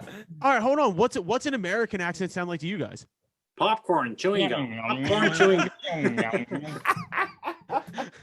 Hot dogs. Dante's- Just See, Dante's got a sick accent, dude. I love when Dante gets real Massachusetts on us. Dude, every now and then he'll say the most Massachusetts thing possible. Like, yeah, I'm from Worcester. What's that? Yeah, and Dave's got a wicked Chicago accent too. So, and Colin's got a Philly accent. You fucks. Is that what it is? And and then Kenny sounds like he's a Valley girl. Kenny sounds incredibly Los Angeles to me. I'm so fucking LA, you guys. You don't even know. Well, it's like also on your records, Kenny, the like kick flipping and some of the other ones. It's like you overdo it. Say all your R's to the Yeah. R's, baby. Yeah, I like to pronunciate. I was told to enunciate. I want you to have like a real Compton accent. I want you to start sounding like fucking Kendrick Lamar when he's going in, dude. It'd be so not believable. It's so good. Start Especially when saying, you're talking about like inside lefts or whatever. Yeah. Surfer terms. Yeah, Yeah. just start saying "cuh" a lot. Pick a side and go with either Blood or Crip, and just go real hard that way. I've been trying to Wait, make did- myself stop saying "bruh" all the time. I'm trying to cut that one out. Does Florida have an accent like other than I guess Southern, right? Or is there like a really Yeah. specific? No, Florida it's got southern. We like oil is one syllable, and like cups and like sound all as during the racist. day. Sound as racist as humanly possible, and you've nailed the Florida accent. yeah, basically, yeah. Most of my family's from Louisiana, and that Cajun accent is so specific. So It's sick. crazy. Like Wait, it's such did its I know own thing. that? Because my wife's family's all from like Cajun. I think part of we've talked about that before, and thanks for remembering. But yeah, my dad's like 5th generation New Orleans born, and like my right. grandma's like, well, hey, Sugar Plum, how you doing today? Like super southern. That's not bad. I'll tell you, the Cajun accent is literally the hardest accent because everyone can kind of fake like a Chicago accent or New York or whatever. Like Cajun, impossible. I mean, where else do you get French Southern? Like that's Yeah. such a weird thing. In a what's it called? Nova Scotia. Canada. Nova Oh, yeah. Scotia. Not Yeah, Nova yeah. Scotia, like What is it I've called? heard in Maine they got like it's like a different language when you get up towards French Canada. Yeah, It's there's like- there's a part of Canada where they have like something really close to a Cajun accent. well, it's That's weird. because the Nova Scotians. I don't Right. want to get too technical for you, but the Nova Scotians came down to like Louisiana in the I think 1800s. So they are Totally. effective people. You know Totally. how bad that would fuck me up if I went to Canada? Like I just woke up in Canada, didn't know where I was, and they started speaking Creole. I'd be like, "What the fuck is going on here?" There's not a lot of good stuff in Canada. No, there's not. You'd think it was just Justin Trudeau again. except for when I was on tour with the fucking KONGOS brothers going through Canada in the dead of winter, negative 39 degrees Fahrenheit, and Jesse is walking outside in fucking shorts like a psycho. Yeah. I had a heavy winter jacket on and snow boots. But... You were in fucking short. It was negative 40 degrees, and he's just out there in shorts. Because it was 100 yards from the hotel to the bus, and I wasn't going to change twice. Oh So- god, I had 9 pairs of pants on. Hold on, we haven't gone to Dante yet. Dante, I feel like you've met more famous people than most of us. Do you have anybody? Yeah, who true. you hate? Usually it's the other way around. Usually I go into meeting somebody and not having a high opinion of them, and they surprise me, and then I'm like a fan. My friends give me relentless shit for it because I flip, and then I'm like their biggest fan once I find out they're actually decent people. He's See, like I'm- Fred Durst is actually incredible. No, the one that came to mind right away though that was the opposite is Sam Hunt. He's a dickhead. I see. I would have Nice. figured that. I would have figured that the second that I Yeah. heard that guy's music. I would have been like, this guy's probably a douchebag. See, I thought the opposite. I thought he was like, his story. He was, football guy who couldn't play football because of injuries, and he worked his ass off to make it into music, and he kind of started his own little lane. And I was like, this guy sounds like a hardworking guy. I have a big problem with people that treat their people and like staff people like shit. Yeah. And are rude. I think it's like one of the worst traits. I took a girl to a Sam Hunt concert like 4 or 5 years ago at Joe's on Weed Street, like right as he was getting big. And I walked in and I didn't really know who he was at the time. And I was like, that guy's the hottest guy I've ever seen in my life. And I swear to God, I was like, so Joe's on Weed Street, it's like a pit. It's like GA, everybody's floor level. And only holds like 800-900 people maybe. And I swear to God, she was like salivating. And I was like, can you look at me, asshole? Like, I know he's hot. Like, he's exceptionally hot, but you don't have to sit there and like fucking drool over this. That's great. That's great. Dave got his girl all revved up to go home with him by showing him someone unequivocally more attractive. Well, we did the Today Show that one time with, and Mickey Rourke was also on the show. Shut up, really? Yeah, he went in at, I think it was one of the showrunners or the intern or something like that. Like, I don't know what happened. It's like maybe they were going to ask him something on the show that he hadn't pre-cleared, but like he was just in the dressing room. You gotta be fucking kidding me. I'm not fucking doing that, and it's like very tense. Like, I think Jay Leno was in there too. The whole place went quiet. It just ruins. It's weird to watch him do the interview like relatively normally, and then as soon as they cut, he was like, "We done here?" And he took it. Yeah, that's shitty. That's why when Kenny told us his story about beating that guy up that was an asshole at the restaurant, I was like, "Yes, we need more. We need more people. We need more people like that."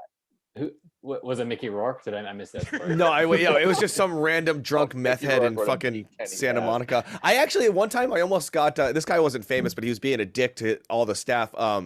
This is going to be a big name drop, but when we opened for the Stones, I almost got AWOL kicked off every iHeart show for the rest of their career, because the like head of iHeart was there, and there was an issue with our merch, whatever the fuck it was, and we had a merch girl. The guy from iHeart was screaming at her in her face and then proceeded to grab her by the fucking shoulders. And so I shoved him back and like caused a whole thing. And then everybody's like, Kenny, you did the right thing, but yo, get the fuck out of here right now. Like, don't show your face for a minute, because like AWOL's fucked now for years kind of thing. I was like, dude, if you ask why radio and everything's fucked, it's that kind of situation. Because like everyone's so scared of it, like the head of iHeart not putting you on their heavy rotation. It's like, yo, he grabbed her, like aggressively grabbed this small girl, and I was like, no, dude, no, I don't care who the fuck you are. I'm sorry. Maybe he had the lanyard that said he could do that, though. Yeah, right. Yeah. Did you not see the pass on the wall? It says that I can grab women. Yeah, dude. I had a situation like that with Live Nation people, where somebody was very, very yelling and rude to Erica, who's our other singer, who like. I'm a pretty calm dude, but I'm a pit bull if you get in Erica's face. I fucking snapped out on this dude. And you've never seen anybody turn into more of a bitch more quickly than this fucking guy. He was legitimately chastising Erica for not moving fast enough when his fucking job was to move our gear. I snapped the fuck out. I went from very calm to very Northeast Philly very fast. And that motherfucker was tap dancing for the rest of the night. So you know what's a great relationship is touring crew guys versus local crew. That's a really fun thing to see go down. I see Mo, like these guys, who's the sweetest guy in the entire world, just because the local crew would just be like sitting, not doing anything, and Mo's like carrying crazy heavy shit. He's like, I guess I'll just take a nap too, guys. And keep walking past him and shit. So good. He was our like what's the word, pH test or bellwether. Like, if local crew treated Mo like shit, it's because they were dicks. Because this our stage manager guy, literally, I've never met a person on earth who doesn't instantly just love him. He's like the most open-hearted, friendly person on earth. And then occasionally some local stage guy would be in a fight with him and like, oh, this guy's a complete yeah. Mo might be my favorite person on earth. Him is we did on that AWOL tour. We were doing an opening for Dispatch too on that tour. So it was like 5 weeks of great, haven't seen the sun. Then we were in the UK and we were doing other stuff there. So it was weeks in drizzle and stuff like that, and just English things getting on Mo's nerves, and it finally turned him. It made him.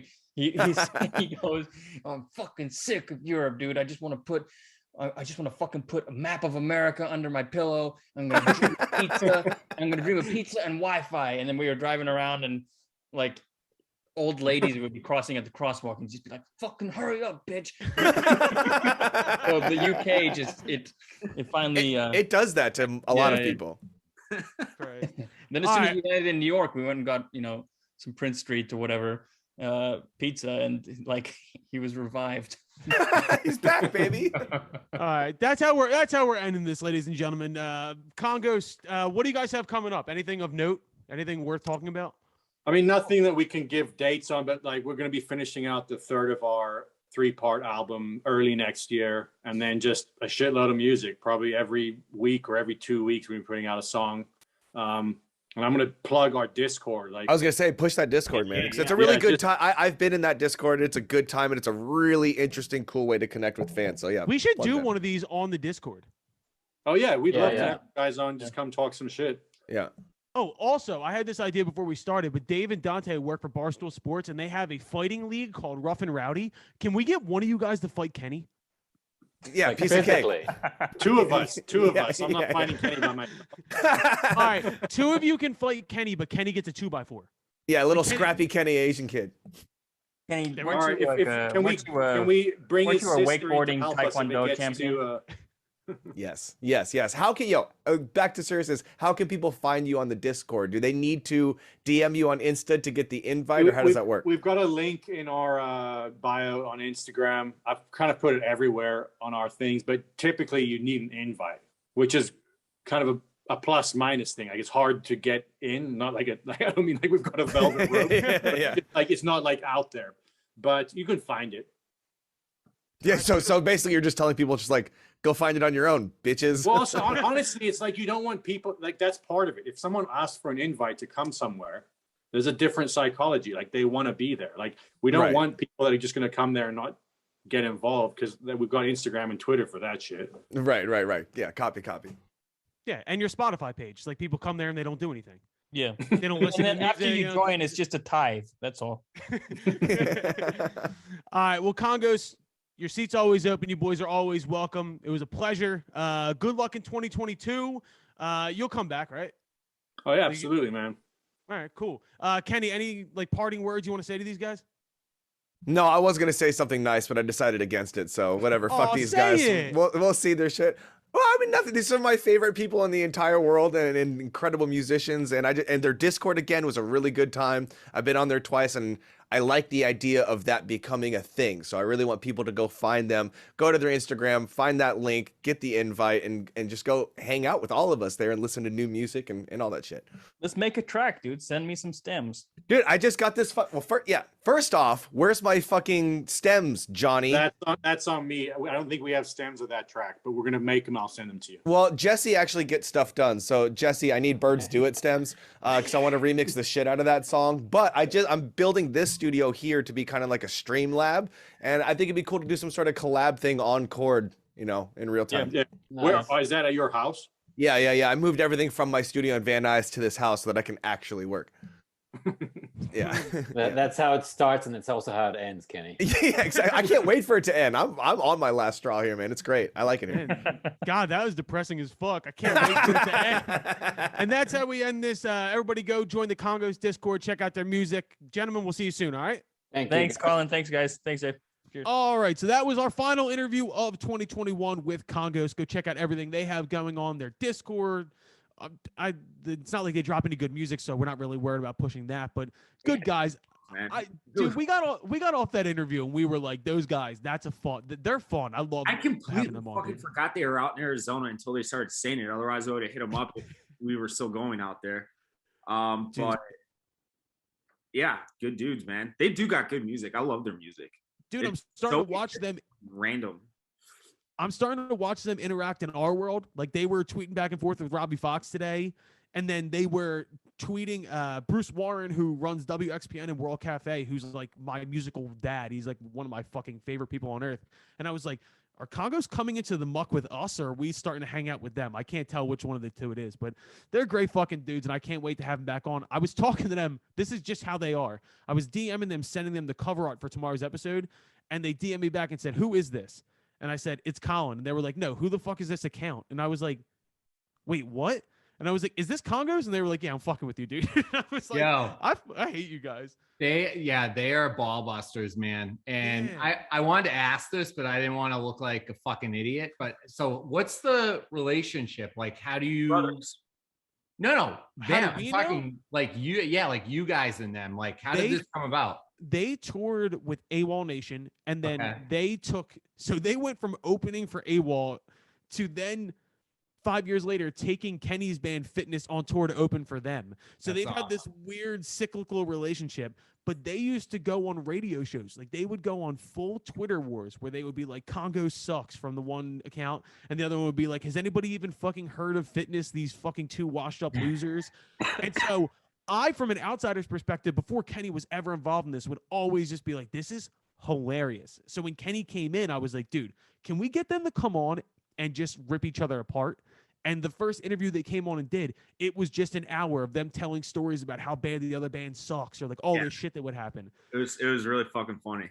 And that's another thing, like, about this past year, like the people that we've gotten access to is fucking insane. Dude, Like- when we met Roberts, you weren't there. You were doing something else. It was me and Chief, and I hadn't met Roberts in person yet, but I'll text him like every few weeks, randomly. And when he walked in, like he introduced himself to me because he saw me before I saw him, and it was weird. I was like, dude, that's fucking this is not real life, man. Dude, like the lead singer of one of my favorite fucking bands ever came up to me and introduced himself. That is a weird fucking feeling.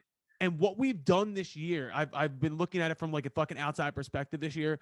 This whole time that we've been working through the pandemic and all this shit, trying to get our feet right, getting Kenny and Dante involved, was building our book, building it to be able to go to other bigger people and be like, look who we've already had on. Look at all the shit that we've done.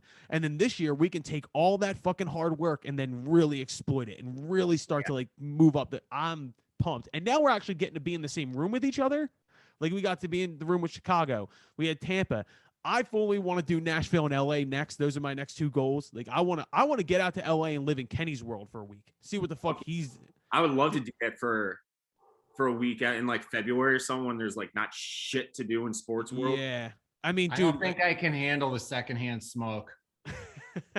I think I would just be stoned out of my mind fucking the whole trip. I don't ever want to do this and like give Kenny credit, but like, dude, what a guy. Like, I know he's like our boy at this point and everything, but like for him to just come in and be like, I think this is a good idea. Here's my black book. Call everybody you want. And I think going to LA and getting to be in like Dante, for real, bring a gas mask because he fucking I know. He don't stop. And like it works for him, obviously. It works for him because the weed doesn't affect him in the way that it would affect any of us. But yeah, I agree. Even though he fucking bailed on us for the season-ending episode, I still, knock on wood, I still think any day now he's gonna message us and be like, "Guys, sorry, I'm just too busy. Like, I don't know if I'm gonna be able to do it anymore." Well, I just keep waiting for that, but ain't happening. He's ride or die, man. He's all about it. I'm grateful and impressed. I've said this from the beginning, but like I texted him after like the first time he came on. And I was like, it's something I've been trying to get better at this year is like not being as much like, thank you for taking the time. Like, I really appreciate you coming down to our level. It was like literally like, dude, thank you so much. And he's like, this is a good idea. Like, why wouldn't we do this? And that was my first inclination. Like, oh shit, this might actually be a good fucking idea. And from like him getting us Duddy B, Fits in the Tantrums, all these motherfuckers that he shared time with on the road to come on and get on this. It's only up from here, boys. Yeah. Kenny's the fucking best, man. I love people that you have to kind of find out how well-rounded they are because they don't post it at all. Yeah, he's as well-rounded a fucking dude as there is. 100%. 100%. Fucking smart. He's funny. He's charming, and he's got that perfect asshole in him. You know, huge asshole, but like our asshole. He's our fucking possible, yeah. He's our fucking dog, and I appreciate him. Let's go. Let's start this off. Let's get through segments for the last ones of this year. Let's do on list, off the list. Dave, your hungover ass can start with your on the list. On the list for me is what the fuck is this thing called? Reels. I think Reels on Instagram. So Yeah. I'm assuming that's like what TikTok is, correct? It's Yeah, like it's the their same thing. version of it. Yeah. I have gotten so fucking lost watching people like cook steaks and shit on this thing today. It was the most mindless fucking couple hours I killed in my entire life. I was like, How'd you find stuff, Dave? the algorithm picks it up. So once you watch like one video, it knows what you're looking for. So I'm just watching a bunch of guys sear steaks right now. I'll just on to the next one. So your whole feed is just steak. It's been my best friend today. It's just like steak and titties, and that's it. Pretty much. Oh yeah, there's lots of that. If you look at my well, actually, cars now. Dude, TikTok is the horniest place on earth, dog. I don't know. The light's bad, but Yeah. my algorithm is just a bunch of Instagram models and guitars right now. Oh You are man. correct. And we talked about Kenny, but Dave, what I've learned about you this year is you are you, and there's no middle ground. There you are who you are, and I fucking love you for it. Oh, I that's really do. Dante. 60 better. Ooh, same color for you, right? Same exact color. Ooh, beautiful. Dante, who's on your list? I got a stupid question, guitar question. Sure. The long part is the neck, right? That's your neck, yeah. How do those come in different sizes? Because obviously people are shorter and longer, have longer like arm spans. Like how do those get measured? You can usually, because a guitar is built in 12 frets, right? So it's from the top. There's little metal things that go in between the frets. You get 12 frets until the neck restarts. Different guitars have like different styles of guitars. Like a Fender Stratocaster and a Gibson Les Paul, their necks are built in different thicknesses and widths. So really, like acoustic guitars like Taylor and Fender, they make shorter model guitars for smaller people. But electric guitars are kind of one size fits all.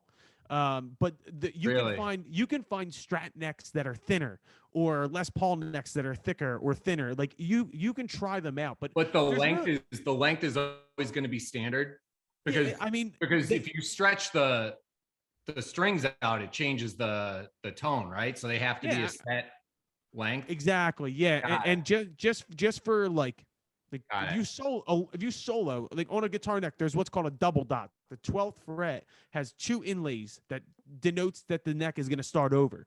Like you need that amount of space to be able to play an actual guitar. But I mean, they do make shrunken down versions. You look at Dave's, see the dots, the inlays, that kind of denotes where you are on the neck. But yeah, like all guitar, like a lot of different guitars have different widths and thicknesses to the neck, but like you're getting one size basically. I mean, some like I know Kenny plays a Jazz Master, like they'll shrink those down a little bit, like, and you can get junior size guitars and stuff like that. But I mean, acoustics are much more malleable. That's a good question, actually. Got it. Yeah, I always wondered that. All right, back to on the list. This is gonna be a weird one, but hear me out. Chicken soup.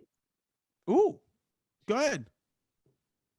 I'm telling you, I know it's like an old wives' tale, myth, whatever the hell you want to call it, but there is magic in chicken soup, man. And I'm not talking like Campbell's off the rack, although that's not terrible if you're in a bind, but if you make your own chicken soup, there's in the wintertime, there's very few things that are better. And if you're sick, like I was sick as shit over this weekend. Yeah. I tested every day.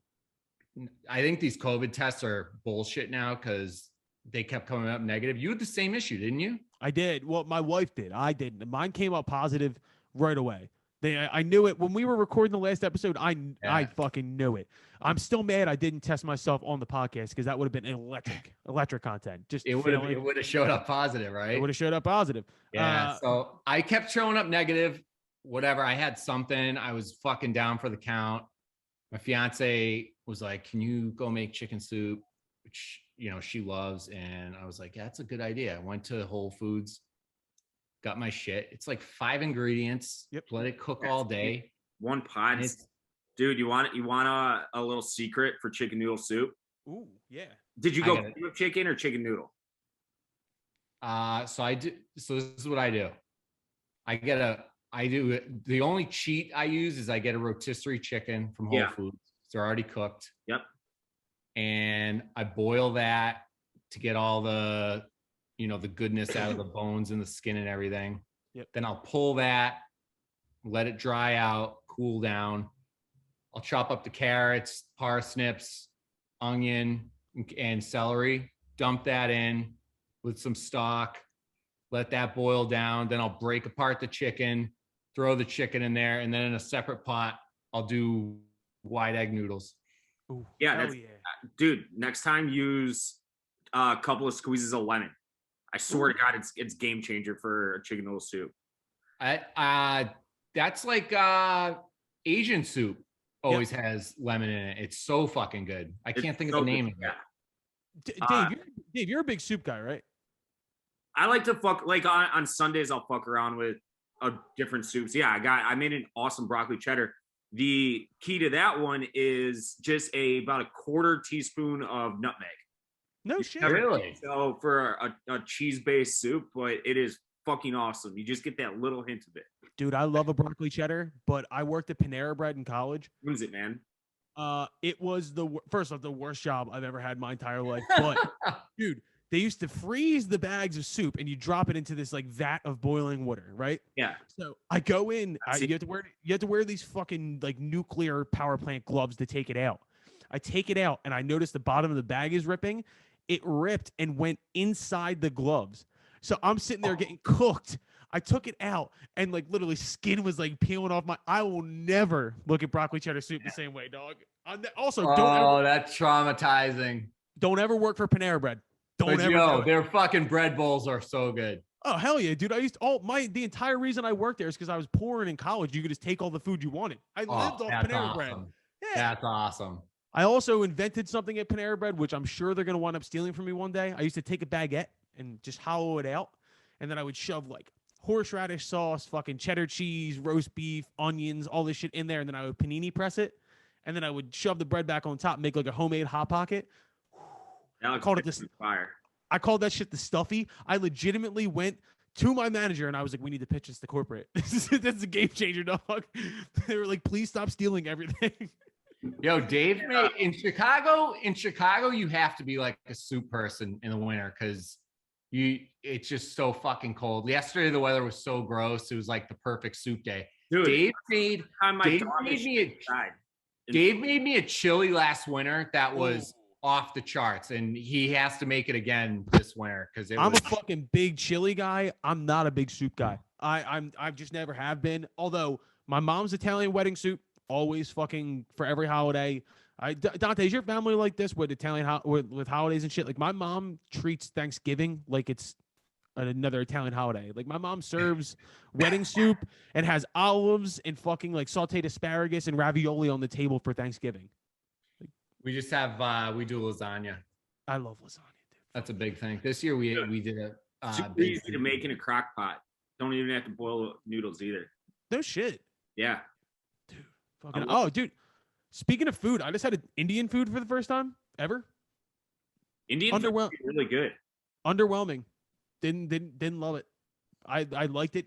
Didn't love it. It was okay. Well, this also goes into my on the list, and it's my sense of taste and smell because I finally got it back. I was without it for like a week. What a weird, and it sucked because it was the fucking holidays, and I'm eating I'm eating like a fiend, and I have all this amazing, like the people just dropped us off food on our front porch. I was eating like a fucking degenerate. I was so hungry, just went strictly off of texture. I had no idea. You could have given me anything, and I would have eaten it. Like I had no taste of smell.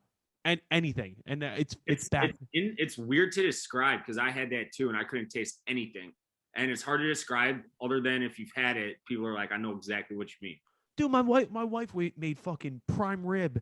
Like I got dropped off like tons of Italian, like nothing. I was just eating, had no sense of anything. But that's my on the list, Dave. What's off the list for you? Off the list is the Postmate driver who forgot my horchata when I ordered Mexican food. Oh, that's a no-no, dude. You ever had horchata? Yeah, it's fucking delicious. It is the best possible hangover drink there is on the planet because it's Oh, super sugary, it's super light, it tastes delicious, and it's like really digestible. And I go to this place called Mind Palace. Man, this turned into a food fucking podcast. I was gonna say, dude, I'm starving now. Awesome, but they don't have horchata, and so I ordered from another place specifically for the horchata, and it didn't come. I'm heartbroken. When you specifically want something when you're hungover, there is nothing worse than not being able to get it. But I couldn't imagine putting the order in and waiting for it and then it not showing up. By the way, have you ever put alcohol in horchata? Yeah, the little rum, it's fucking delicious. Bro, that's up my alley. I love a shitty like cream-based cocktail every once in a while. Delicious. I gotta get what's that shit called? My buddy makes it in Philly in like fucking giant vats. It's horchata with rum in it. It's delicious. I don't know what It tastes like rum chata. Yes, it's fucking delicious. Dave was just complaining because he didn't get his horchata. I know the kid that invented rum chata. He's from Chicago.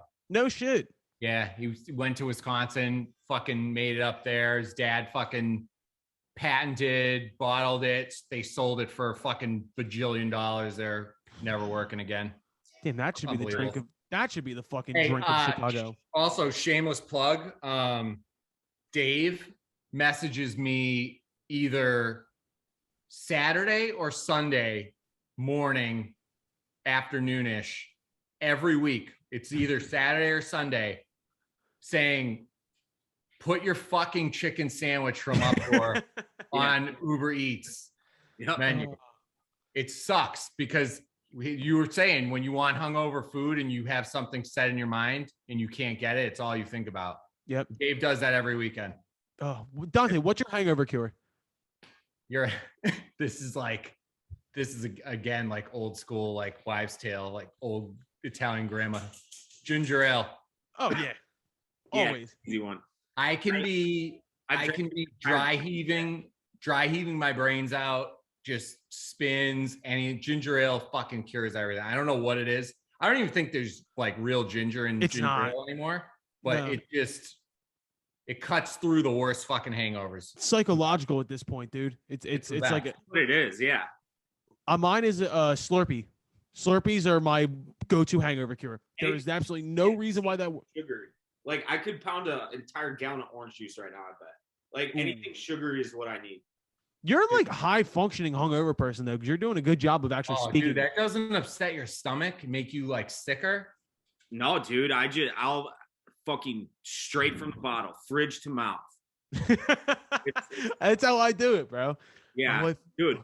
This is the busiest day I've had this hungover maybe ever. I used like a quarter tank of gas driving around Chicago today. Did you get a tuxedo? Yeah, I got one. Are you gonna have to modern formal tuxedos? Are you gonna have to like wear it on the plane? Because like, how are you gonna pack that? You should just wear it on the plane. Look like a fucking lunatic. I don't know. I don't care if it gets wrinkly though. Hey, what are you doing? A video?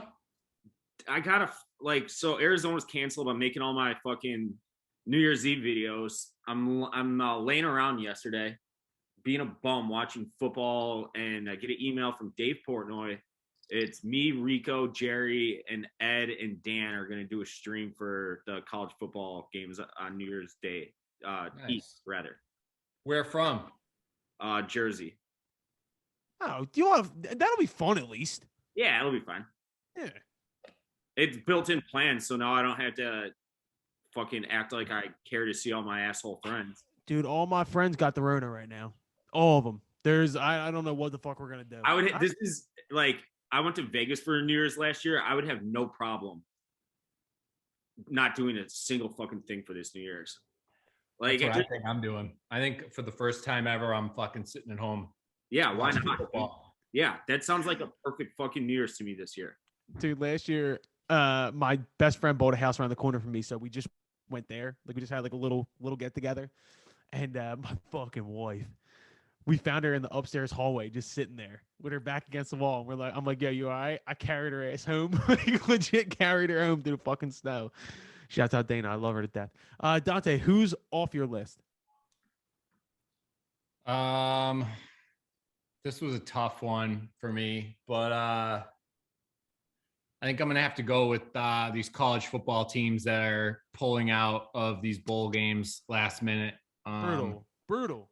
Yeah, I mean, I know health is like important in all this, and I hate agreeing with Clay Travis because he's fucking insufferable, but He's a grifter. we're talking about the like healthiest specimens on the planet, like 1%, when we're talking about like college football Division I athletes, and they're not at risk. Most of them don't even know they're fucking sick when they're testing. They're asymptomatic.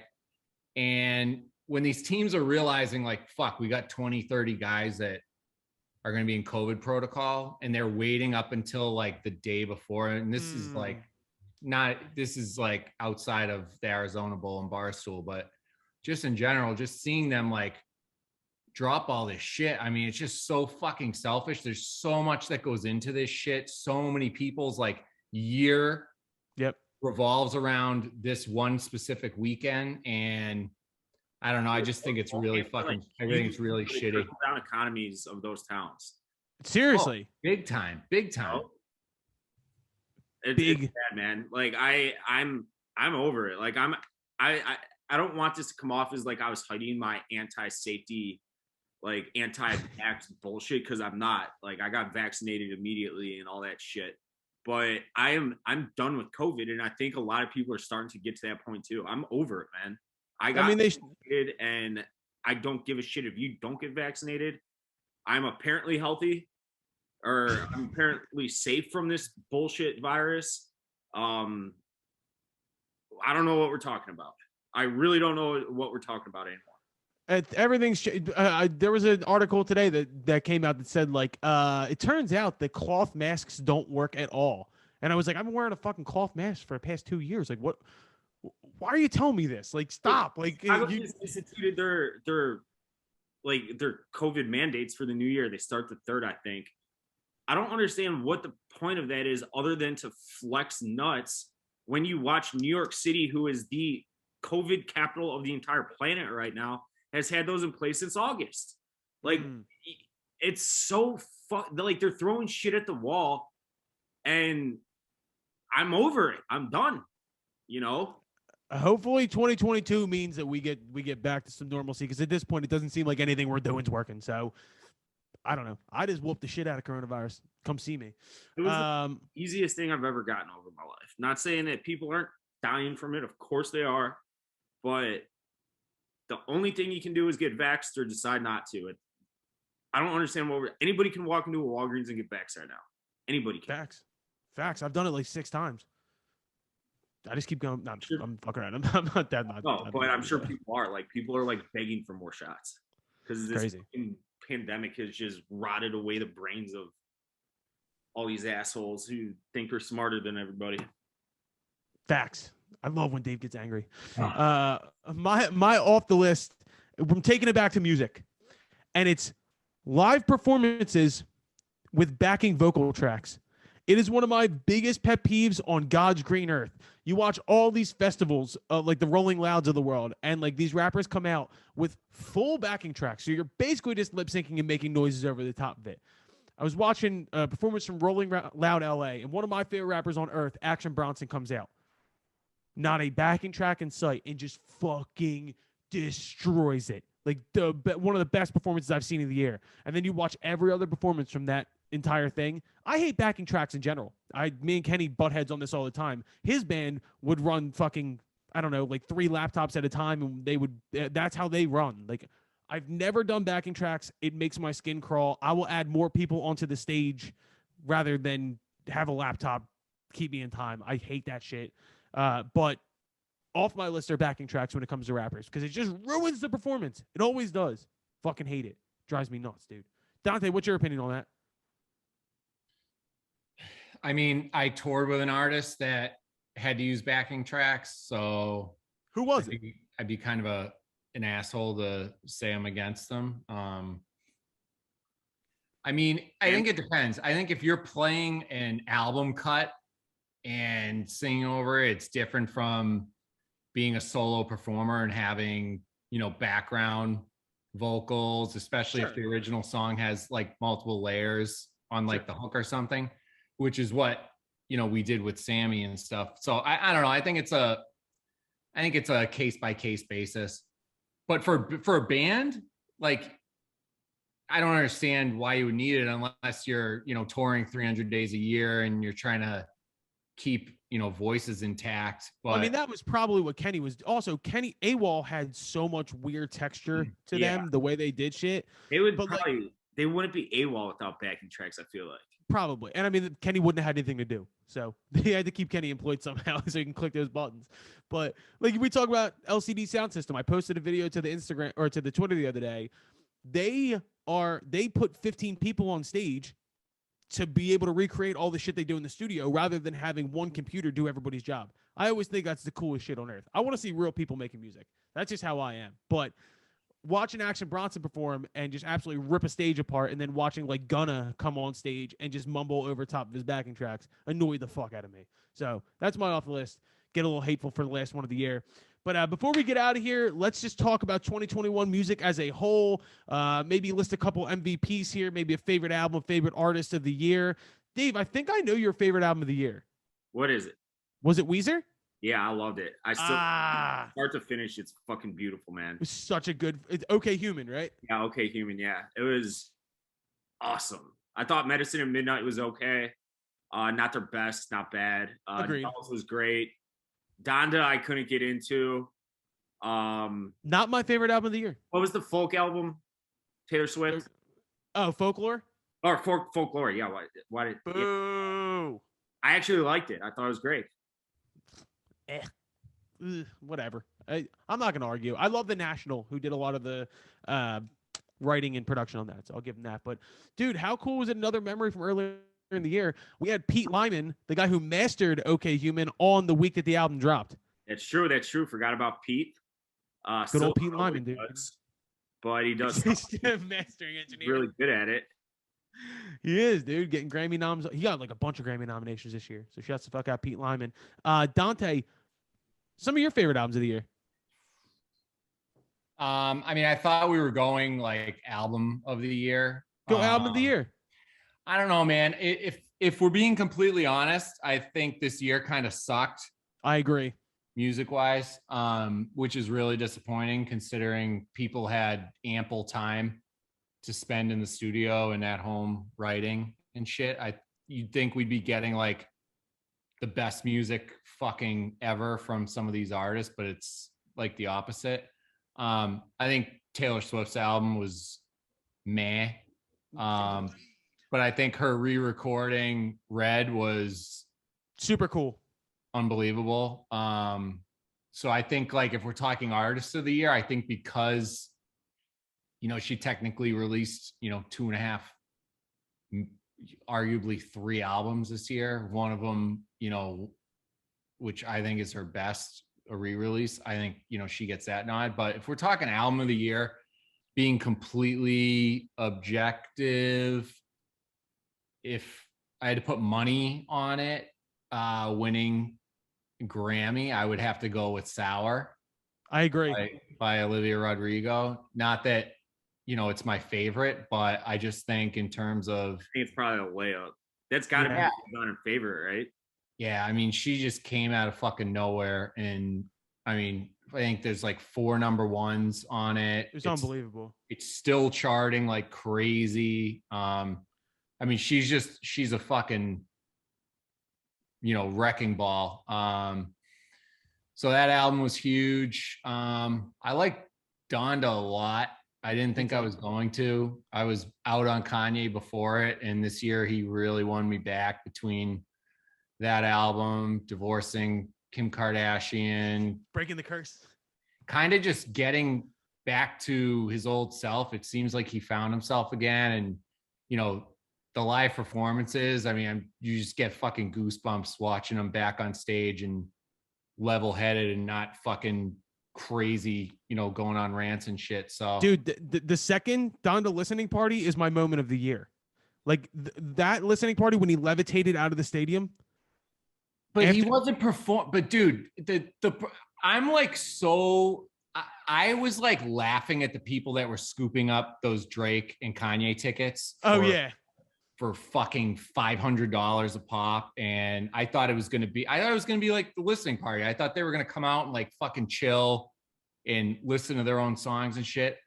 Watching that stream, I was so fucking FOMO. Like, fuck. Yeah. Like, God, I wanted to fucking be there. Not that Drake was anything special, but that was like an all-time Kanye performance. That was all-time. hit on hit on hit on hit. But the appointment television of those listening parties while it was going on, of being like, I need to get home so I can fucking watch this stream of Kanye hitting an iPod and standing in the middle of a stadium, and then he levitates out of the fucking room. Come on, dude. That was Dante, you were at the third listening party. Yeah, it was a huge letdown, dude. It was like that's why I was like, it kind of like broke me for the actual concert, because I was just like, I can't believe I fell for that. But I don't know. Another album that I forgot about, I think because it came out so long ago, that was really fucking good, was the new Halsey album. I can't think of the name of it. She's unbelievably talented. But like Trent Reznor produced it. Yeah. It was totally different sound.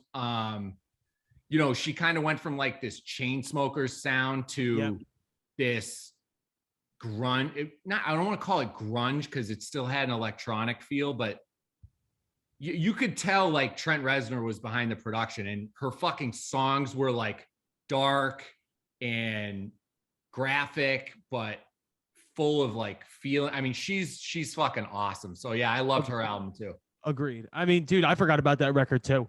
And I mean, I have a list of what I called my MVPs this year, like of records from each genre, and I'll run through these quickly so we can wrap this up.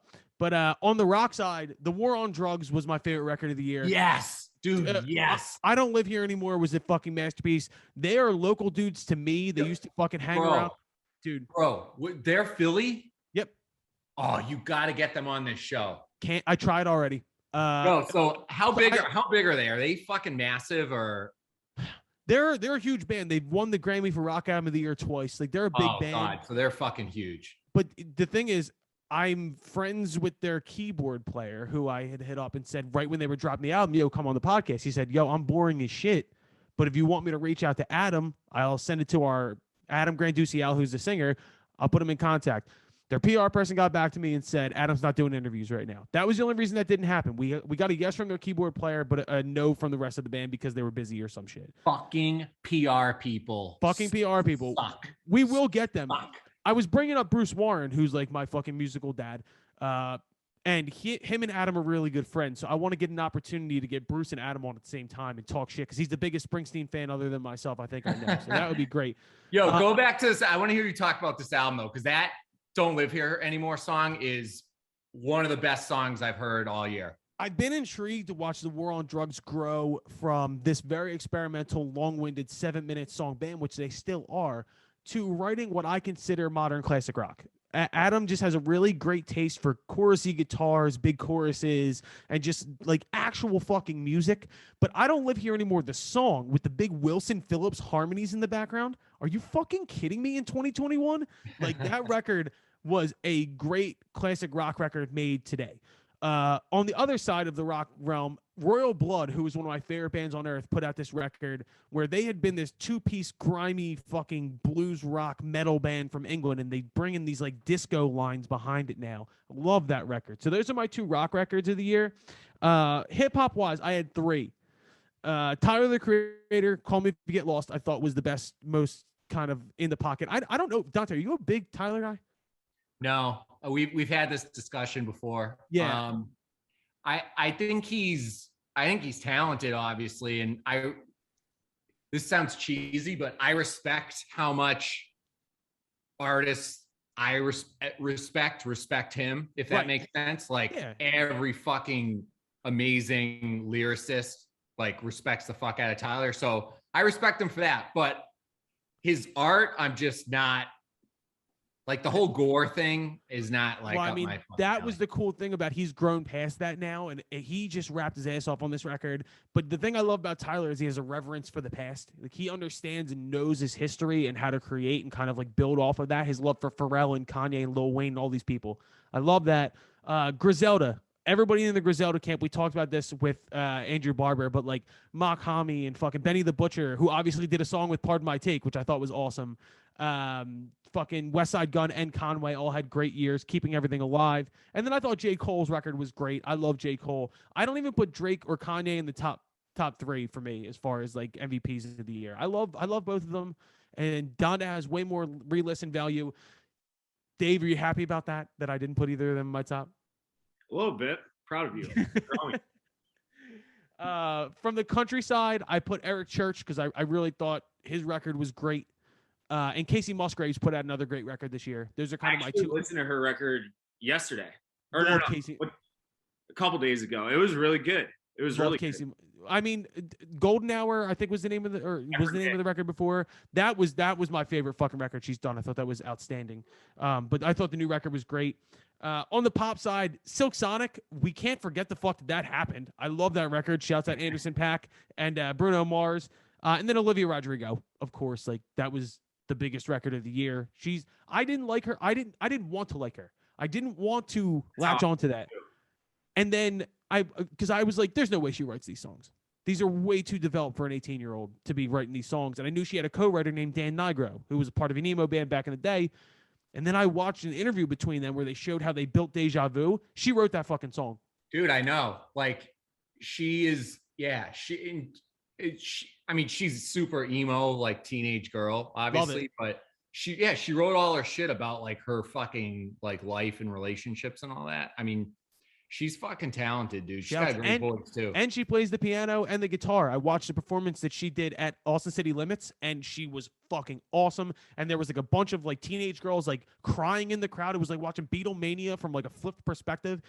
It was really cool. I thought she was outstanding. You know who I think is like on her level? She didn't release an album this year, but I think is just as fucking incredible. I think she's like 15, maybe 16. Is that Tate McRae girl? No idea.